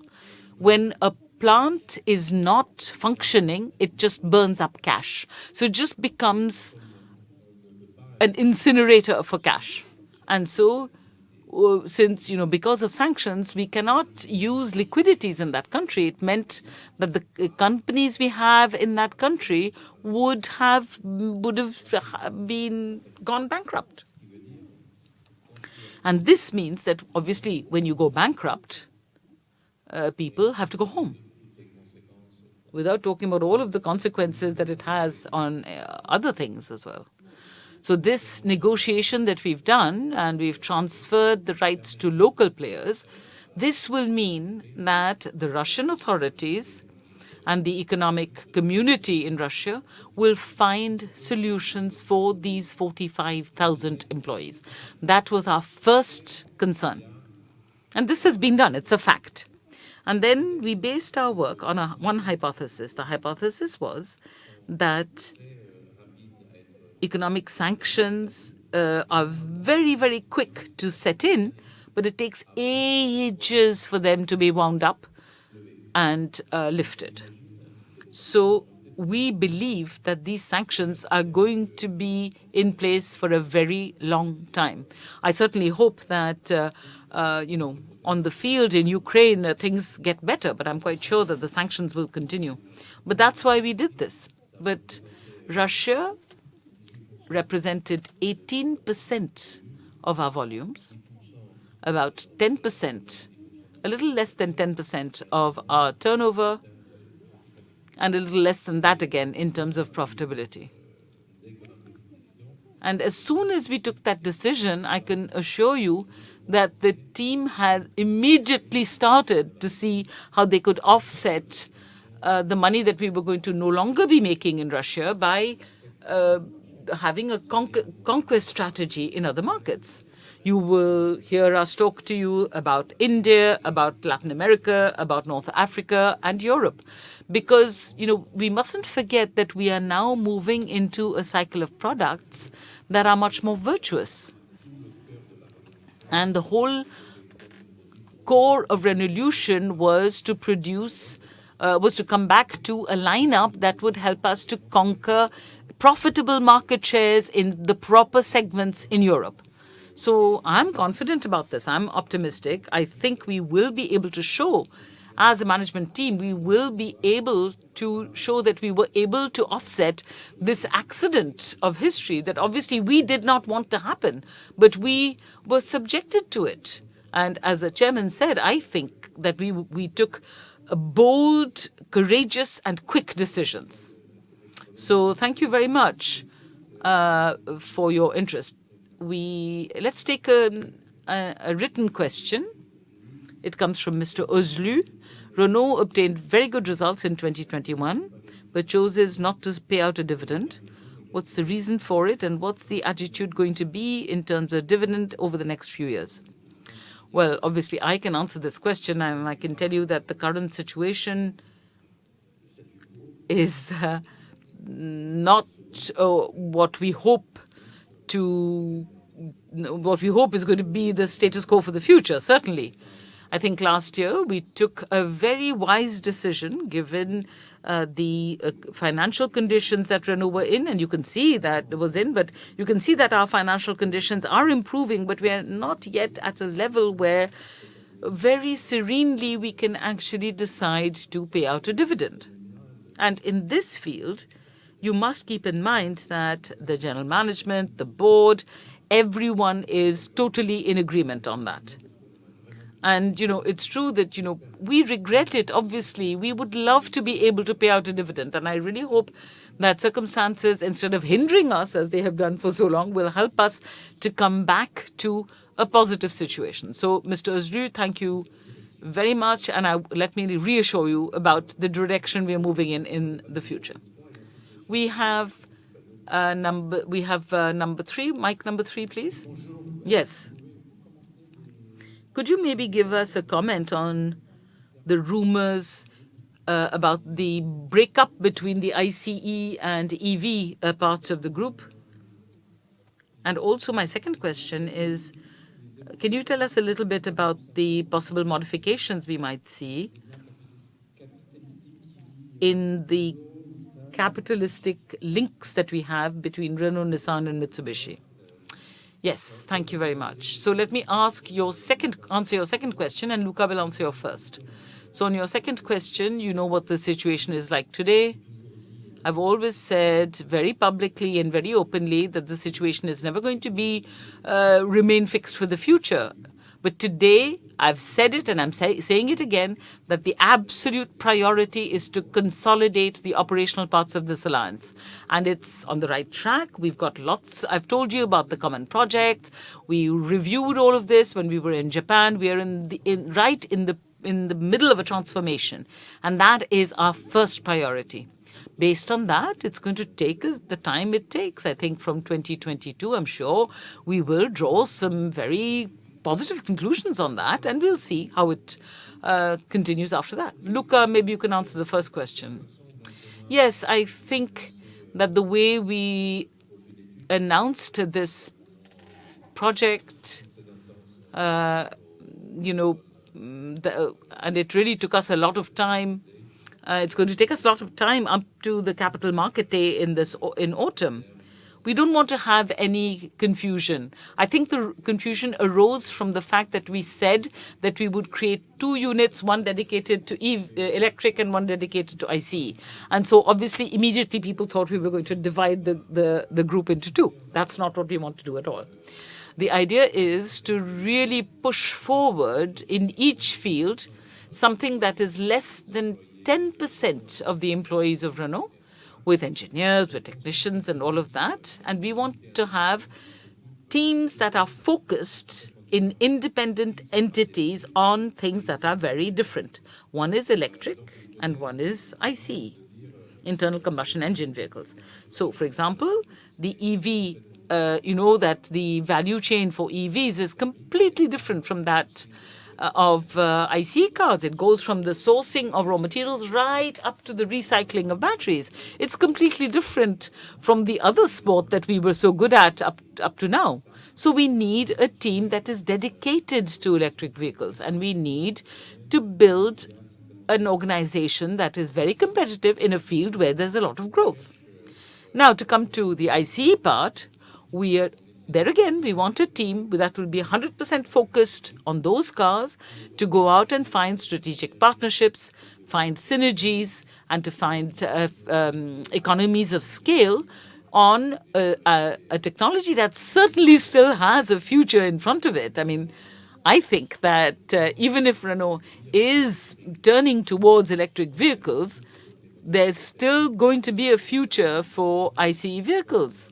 And the demonstration of that is what we did with the development of e-tech that we're bringing out on Austral, where we demonstrate that a petrol engine is actually more efficient than a diesel engine of about 3 or 4 years ago. So that shows you that ICE engines still have a future. But, for that, all of the investments are behind us. So that is a sector in which you've got to go out there and get synergies with other people, not put in millions of euros. So it's 2 units that are focusing on different aspects, not a group that's going to be divided into 2. On the contrary, the name of the project internally is, we call it regroup.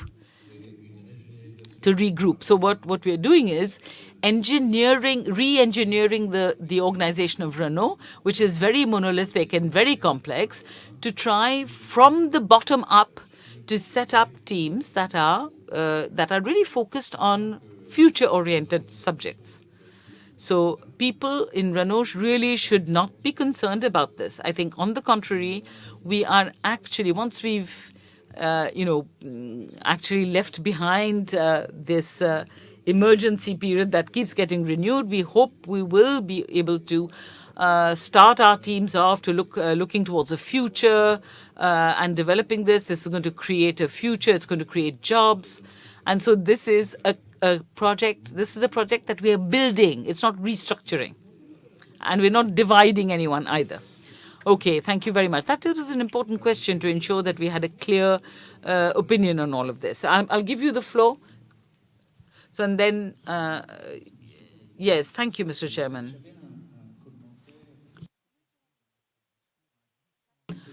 I think I felt in your speech that you were sliding between the corporate purpose and the corporate action, maybe. So I don't think the corporate purpose should become active. Maybe it's because it becomes more dynamic, because a corporate purpose sounds like we are more focused on identity than on the desire to be dynamic, to move forward, to do things. And that might be more based also on cooperation or collaboration. So I suggest that you should promote collaborative dynamics in order to act. I also have another question as somebody who believes in the future.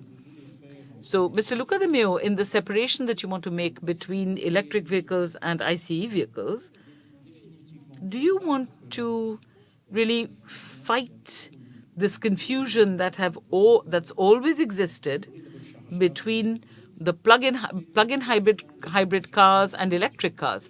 Because certain people believe that plug-in hybrid cars are electric vehicles, whereas actually for other people it's just an ICE vehicle, which is actually the case. So, all the more so because plug-in hybrids might appear as being not great. So I was happy to see that you thought that petrol engines could still be very high performance. And in addition to this, in the future, if they can work on biofuels, we'd have yet another way to decarbonize the industry. So the future is a lot more complicated than we can imagine, with hydrogen, with electric, with hybrid, and all of this. Maybe it's something you should make much clearer. Okay, so I'll answer your first question, I think, and then Luca will develop the second one. Look, as far as thank you for having observed this, the slippery slope on which my meaning was for the corporate purpose. Well, the corporate purpose is, for me, it is the preamble to the constitution of the company. It's extremely important. It's fundamental. And obviously, it leads to actions. And to start with, it leads to the strategy of the group and its deployment. So obviously, there's a link between the two. But let me believe that the corporate purpose is still going to be the very first brick of the foundations which leads to all the rest. And I can confirm one thing to you, which is, as I said, we've had lots of meetings with the teams of the group, and I'm continuing to talk to them. I'm absolutely astonished to see to what an extent the employees of the group expected us to do something about this. And the discussions and the debates that we've had based on this corporate purpose has been amazing, unbelievable. You cannot imagine how much expectation there is in the group among the employees in terms of what exactly does this purpose mean in terms of the group culture, the way of the management team, of how it's going to be managed, etc. So it's very positive. So maybe Luca can talk to us about the futuristic aspect. Well, this is a very interesting answer, and I really wish I had more time to answer it fully, because that's the only way really to make a clear distinction. I'm going to try and keep it short. What we are saying is that we are concentrating on a battery technology. We're working very hard on that with our teams. We've already got a very good knowledge of this, and we can see that technologies are evolving very quickly. We're talking about different kinds of chemistry for batteries, all solid-state batteries, things like that. So there's a lot of change coming. But I'm also always a little suspicious when people say there's only one way to go. Because one has to keep in mind that we've got 2.5 billion ICE vehicles out on the roads of the world today. And even if, 100% of the American, the US, European and Chinese markets were to switch to electric cars, which I don't really think is possible which is not possible technically, I still think it would take ages to replace all of the ICE vehicles in the world with electric vehicles. So we cannot afford to not consider ICE vehicles. And I think when you look at the most optimistic forecasts about the ramping up of electric vehicles, we see that the peak of ICE vehicles is still not behind us. When you just look at the figures, it's still ahead of us, the peak of ICE vehicles. So we've got to find solutions, and also we can also look at the ICE vehicle from the point of view of fuels. And that's what we want to do, because we're going to have this special team focused on the future of ICE vehicles. But as far as hybrid HEV and PHEV vehicles are concerned, I really don't think that I by myself can change the conversation that has set up in Europe, where you've got this battle of opinions. We see the figures, and we can already see that our plug-in hybrid is doing pretty well on the market. It's true that, a hybrid car sells more because the technology is cheaper. But when you look at how most of our customers use plug-in hybrids, there's one part of the population that has a tendency to not recharge the car. But after all, that's what it's for. I'm sorry, I always use this expression. It's a little bit like you bought a coffee machine, but you didn't put water in it. How is it possibly supposed to work? So obviously, it has to be used in a certain manner. And the large majority of our customers are doing this. And we can see that data every day. And so you have, whereas it has a really good ecological performance. So, after all, the technological principle is part of the way regulations have advanced in Europe. You have to tell either us or the engineers where the regulator wants us to go, but they can't tell us how to get there, because otherwise they're going to limit the creativity of our engineers, and that is never a good strategy. I could add to that just a word, which is that, the way regulations evolve has got to first go through the analysis of its impact. That seems to me to be the most basic common sense, and it was not really respected in the past. We've got switches from one technology to another which didn't even take into consideration what the social fallout would be. So, I won't go more into that, but I would like to draw lessons from that for the future. That any changes in regulations have to go through the analysis of what the impacts are going to be. Because given the problems we had to have today with raw material prices, with the access to rare metals, I really wonder whether people have looked into this as deeply as they should have. So obviously, after that being said, we have to adapt to circumstances. It's not always easy. I have a written question before we go to 6. Is the new Megane selling well, and the other new models? Well, Luca, be my guest. Well, it is a bit early to claim victory. It's for specialists to say. Well, I think specialist car makers will be the leaders in that segment, but still, we've had 3 or 4 launches in the E-Tech series. We have Arcana, we have the Jogger, we have the Sandero, and now Megane. And all these launches up until now have been, more successful, even more successful than expected. And so I don't know if I'm the company's lucky charm, but in any case, I certainly hope that Megane has the same success, because it certainly is one of the best products available of its kind in Europe. And do test it out, because it is a jewel. I'm for one who drive one almost every day. I can tell you it's a superb car. Now, we're moving on to almost the last question. I'm afraid this has to be the last question, because then we have many resolutions to vote on. So with question number 6, we will conclude the Q&A session. Thank you. My name is Alain de Sass. I used to be in the financial department, both at Renault and Nissan. I have a question for Jean-Dominique Senard, whom I used to know quite well. You convincingly defended the idea that Renault was going to strengthen its position in France, and we can only commend this. But I have a question about the idea that you developed a couple of years ago, the idea of creating a major European champion. I don't know if you kept this idea somewhere in the back of your mind or not. Well, if you want to create a champion, in Europe, it has to be a Europe effort, and you need partners. And things have been somewhat shaken up, and now the major European partners I mean, the major European OEMs each have their own strategies and pretty clear and robust strategies.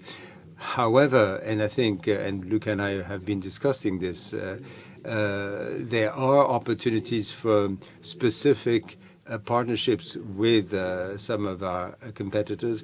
Well, look what did in Korea to save the Busan plan. That was through a partnership with Volvo. That kind of partnership is likely to continue in the future, to develop in the future. Now, that in itself may not produce a champion, but you should know that Renault, with the alliance, has quite something going for it. And I think our friends from Nissan and Mitsubishi will agree that alliance is quite unique in terms of partnership. It's a very special partnership, but when we're all working together in a coordinated fashion, as we have been doing and will be till the year, looking forward till 2030, this will be one of the world ranking groups. But Alain, rest assured, issues of partnerships this will continue in the future, and I hope that answers your question. I don't know if Luca would like to add anything. Well, just to add to what you just said, the time of rapprochements between OEMs may be behind us because, of course, to some extent, the hands have been dealt and things are pretty much set, maybe not in stone, but there are nonetheless partnerships, not just with other OEMs, but also partners from other industries that could join forces with us. And that is in keeping with new developments because technology dictates it. Technology changes so rapidly. You need to find partners in other sectors that come together and join us in the automotive in the new automotive industry, rather than just trying to achieve economies of scale by joining forces with another OEM. So developments are occurring. In fact, there are examples appearing outside Europe at this stage, but that will certainly inspire us here as well. Yes, that is a point worth making because that certainly adds to what we just said. Unfortunately, it is for me to be the timekeeper. And, the time has come for us to vote on the resolutions. There are many this year, so let's try and make this snappy. I will ask Quitterie to go through the details of the vote. Quitterie? Thank you. We have to vote on 28 resolutions, including 18 ordinary resolutions and 10 extraordinary resolutions. Before we move on to each of the resolutions and before moving on to the vote, the number of shares stands at 150,679,616 shares, so 61.02% of voting rights for the ordinary part, and we have 67.06% for shares with voting right for the extraordinary part. So we have the quorum for both the ordinary and the extraordinary part of the meeting, and in keeping with the decree of 4th of February 2016, the French government's votes are subject to a cap based on the level of quorum. And so the states vote are capped at 17.9% of the voting rights for all resolutions, with the exception of the 3rd and 27th resolutions. And so therefore above that threshold, that the French government's voting rights will be exercised in a neutral manner. We'll go through a video telling you how to use the voting box. Messieurs les actionnaires. Ladies and gentlemen, the box that you have is for personal use only. The number of votes that you have or represent is in fact recorded in the box, and all you have to do is press the yellow, green or red key. Green means for, Yellow means abstention, and red is against. So having been through each of the resolutions, you will have to vote on them immediately. And so we will say that the voting is open. Then you will see a rectangle on the screen giving you a countdown on the number of seconds left to vote on each resolution. When the countdown comes to 0, it will be said that the vote is over, in which case it will no longer be possible to vote, and the display of the numbers will appear on the screen shortly after voting is closed. Please remember to switch off your mobile phones while voting and return the voting boxes after the session. Right, well, if nobody wants any additional explanations, we can vote on the resolutions. So let's first with the ordinary resolutions. The first resolution proposes to approve the annual and consolidated financial statements for the year 21 with a profit of 537,799,971 euros and 68 cents. This is Renault S.A.'s income and not the consolidated results, which is listed in the next resolution. Please vote now.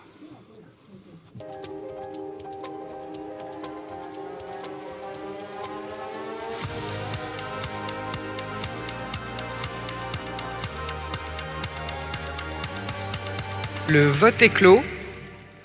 Voting is closed, and so the resolution is carried.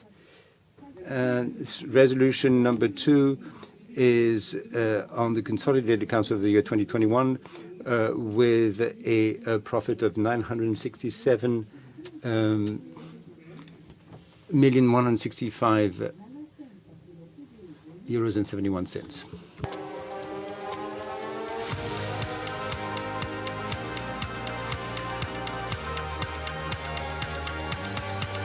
Le vote est clos. Voting is closed. The resolution is carried.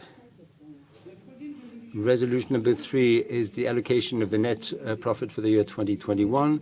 It was offered to have the entire profits carried over, so no dividends. Please vote now.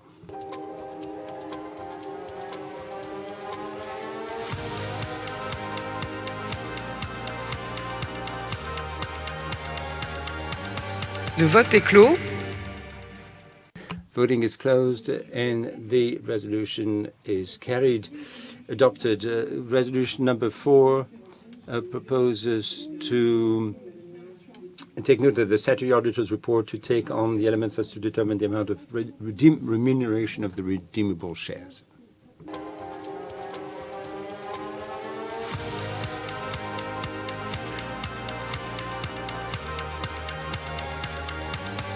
Le vote est clos.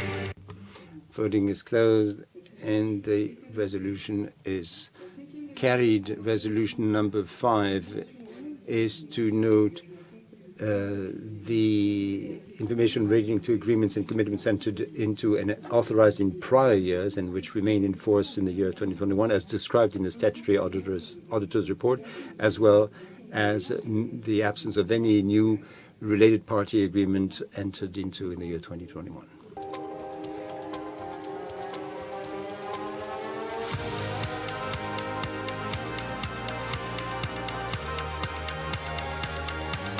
Le vote est clos. Voting is closed, and the resolution is carried. Resolution number 6 is to renew the term of Madame Catherine Barba as director for a period of 4 years. Please vote now.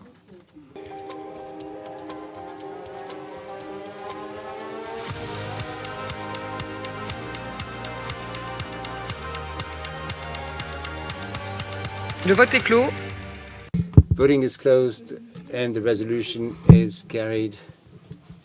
And congratulations to Catherine Barba. Resolution number 7 is to renew the term of office of Mr. Pierre Fleuriot for a period of 4 years. Please vote now.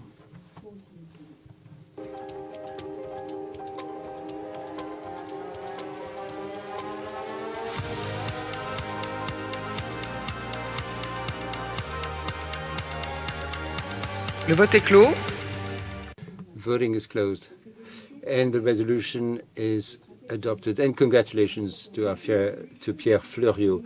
Resolution number 7 is to renew the term of office of Mr. Joji Tagawa for a period of 4 years. Please vote now.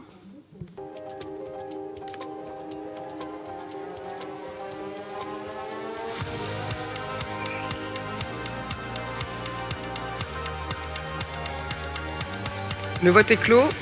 Voting is closed. And the resolution is adopted.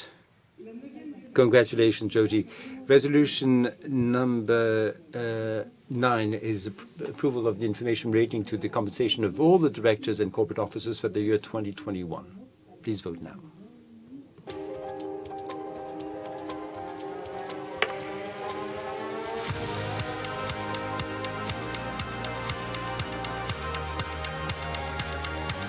Le vote est clos. Voting is closed and the resolution is carried. Resolution number 10. This submits for your approval the compensation elements paid during or awarded in respect of the year 2021 to Mr. Jean-Dominique Senard, Chairman of the Board of Directors. Please vote now.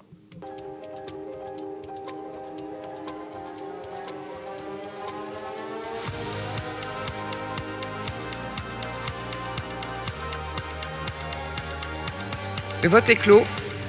Voting is closed and the resolution is adopted. Resolution number 11 is to approve the compensation elements paid during or awarded in respect of the year 2021 to Mr. Luca, our CEO. Please vote now.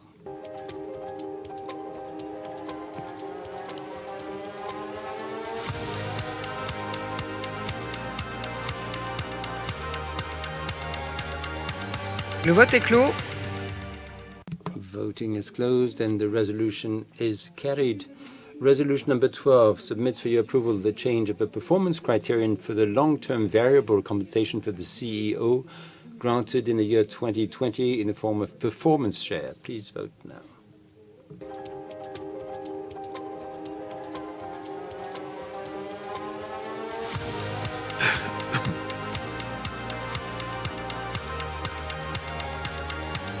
Le vote est clos. Voting is closed and the resolution is adopted. The 13th resolution is to approve the compensation policy for the chairman of the board for the year 2022. Please vote now.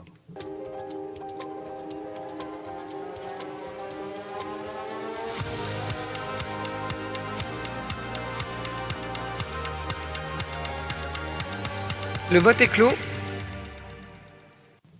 Vote is closed. The resolution is adopted. Number 14, approval of the compensation policy of the CEO for the year 2022. Please vote now.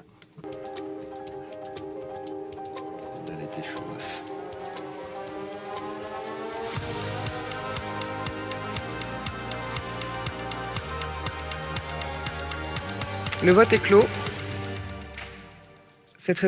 Voting is closed and the resolution is adopted. Number 15, approval of the compensation policy for the directors for the year 2022. Please vote now.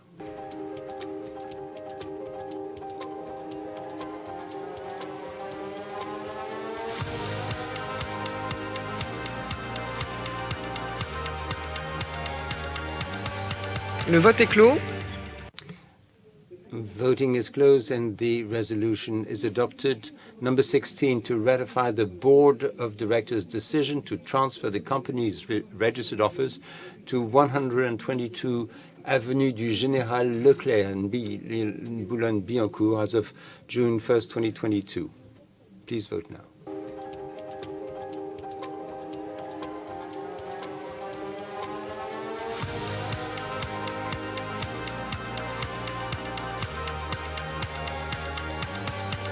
Le vote est clos. Voting is closed and that resolution is carried. Number 17, authorization granted to the Board of Directors to trade in the company shares for a maximum period of 18 months within 10% of the share capital. This will allow the company to implement its buyback program, share buyback program. Please vote now.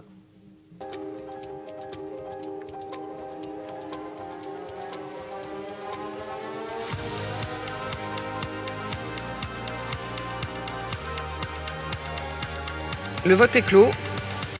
Voting is closed, and the resolution is carried. Move on to the extraordinary part of the resolutions. Number 18, authorization granted to the Board of Directors to reduce the company's share capital by cancelling treasury shares for a period of 18 months within 10% of the share capital. This is related to the previous resolution on the share buyback program. Please vote now.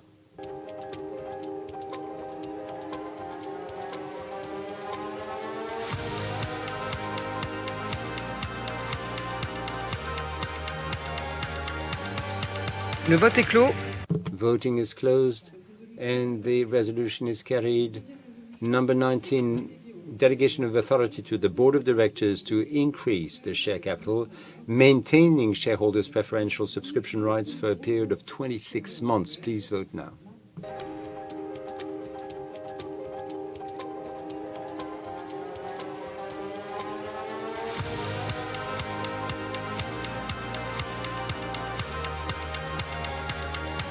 Le vote est clos. Cette résolution est adoptée. The resolution is carried.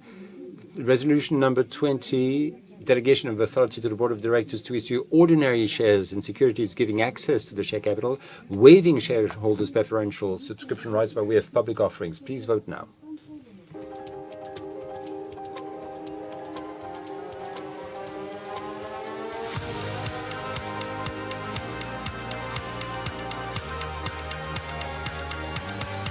Le vote est clos.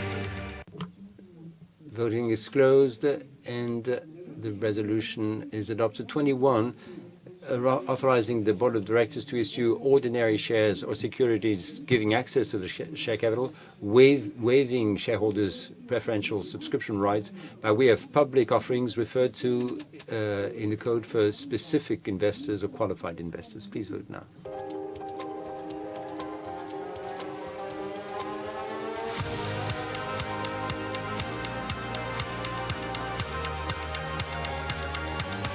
Le vote est clos. Voting is closed, and the resolution is carried. Number 22, allow the Board of Directors to increase the share capital, waiving the preferential voting rights in the event of a public exchange offer at the initiative of the company. Please vote now.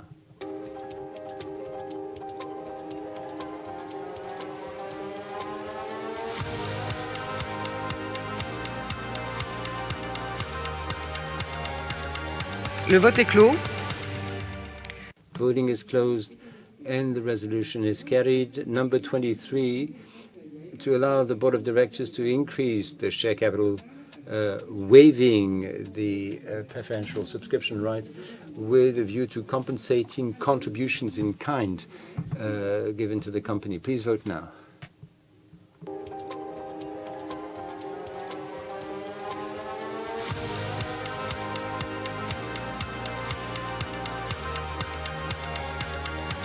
Le vote est clos.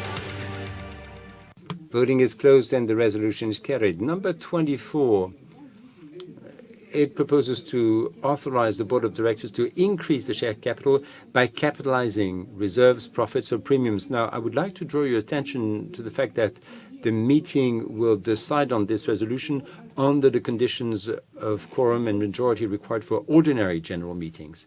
Please vote now.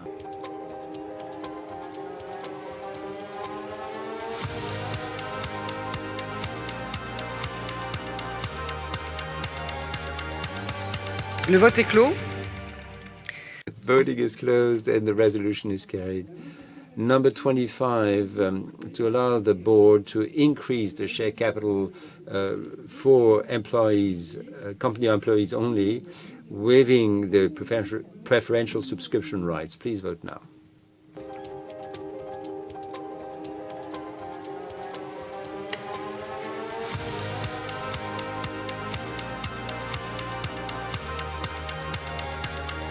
Le vote est clos. Voting is closed, and the resolution is carried.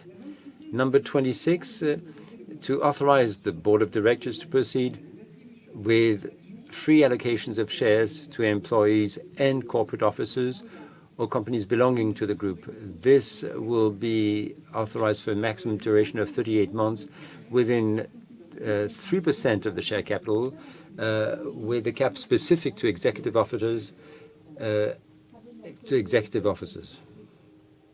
Please vote now.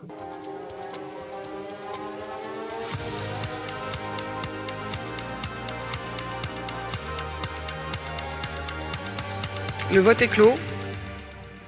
Voting is closed and the resolution is carried. Number 27 proposes to amend Articles 410, 11, 13, 14, 15, and 18 of the Articles of Association. Please vote now.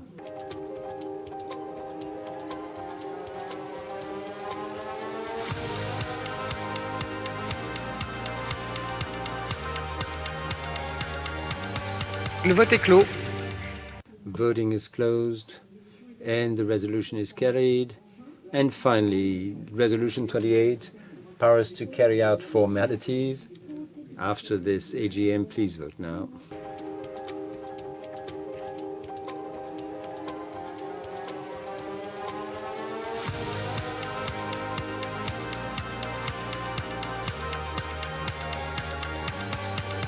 Le vote est clos. Voting is closed and the resolution is also adopted. Well, all the resolutions were voted on. The detailed results will be posted online. And now I'll give the floor to the chairman of the board to conclude this AGM. Thank you, Quitterie, for this delicate part of the session. I would like to thank all shareholders for turning out and voting on these resolutions. I would also like to thank you for the quality of the questions and for voting in the way we were hoping. Let me just say that the board of directors, the board of management, and the employees are all united in working towards the redress of the company. We remain loyal to our values, and we certainly are riding on the momentum of the strategic plan. It was my honor to chair this AGM for the 4th year running since I was appointed in January 2019. Since that time, I've always tried to be as useful as I could to this outstanding company. It was always my conviction that the main purpose of a leader is to serve in the face of crises, but also to provide guidance, to combine economic and human development. We are bringing people together through mobility, and that is our raison d'être. And so let me just allow me to confide in you for over 3 years, which have gone like a flash. My heart has been beating in unison with Renault's. My only ambition is to work to ensure that the alliance, the board, and management should maintain this newfound peace of mind, so that big project should bring us together, combining our energies and our talents. I will engage all my energy so that all we can see that the profound transformation of the group underway has been successfully completed and that the future is being built in good order. This meeting is now coming to an end. On behalf of the Board of Directors, I would like to thank you for your participation and your confidence. As there being no other business, the meeting stands adjourned. Good night.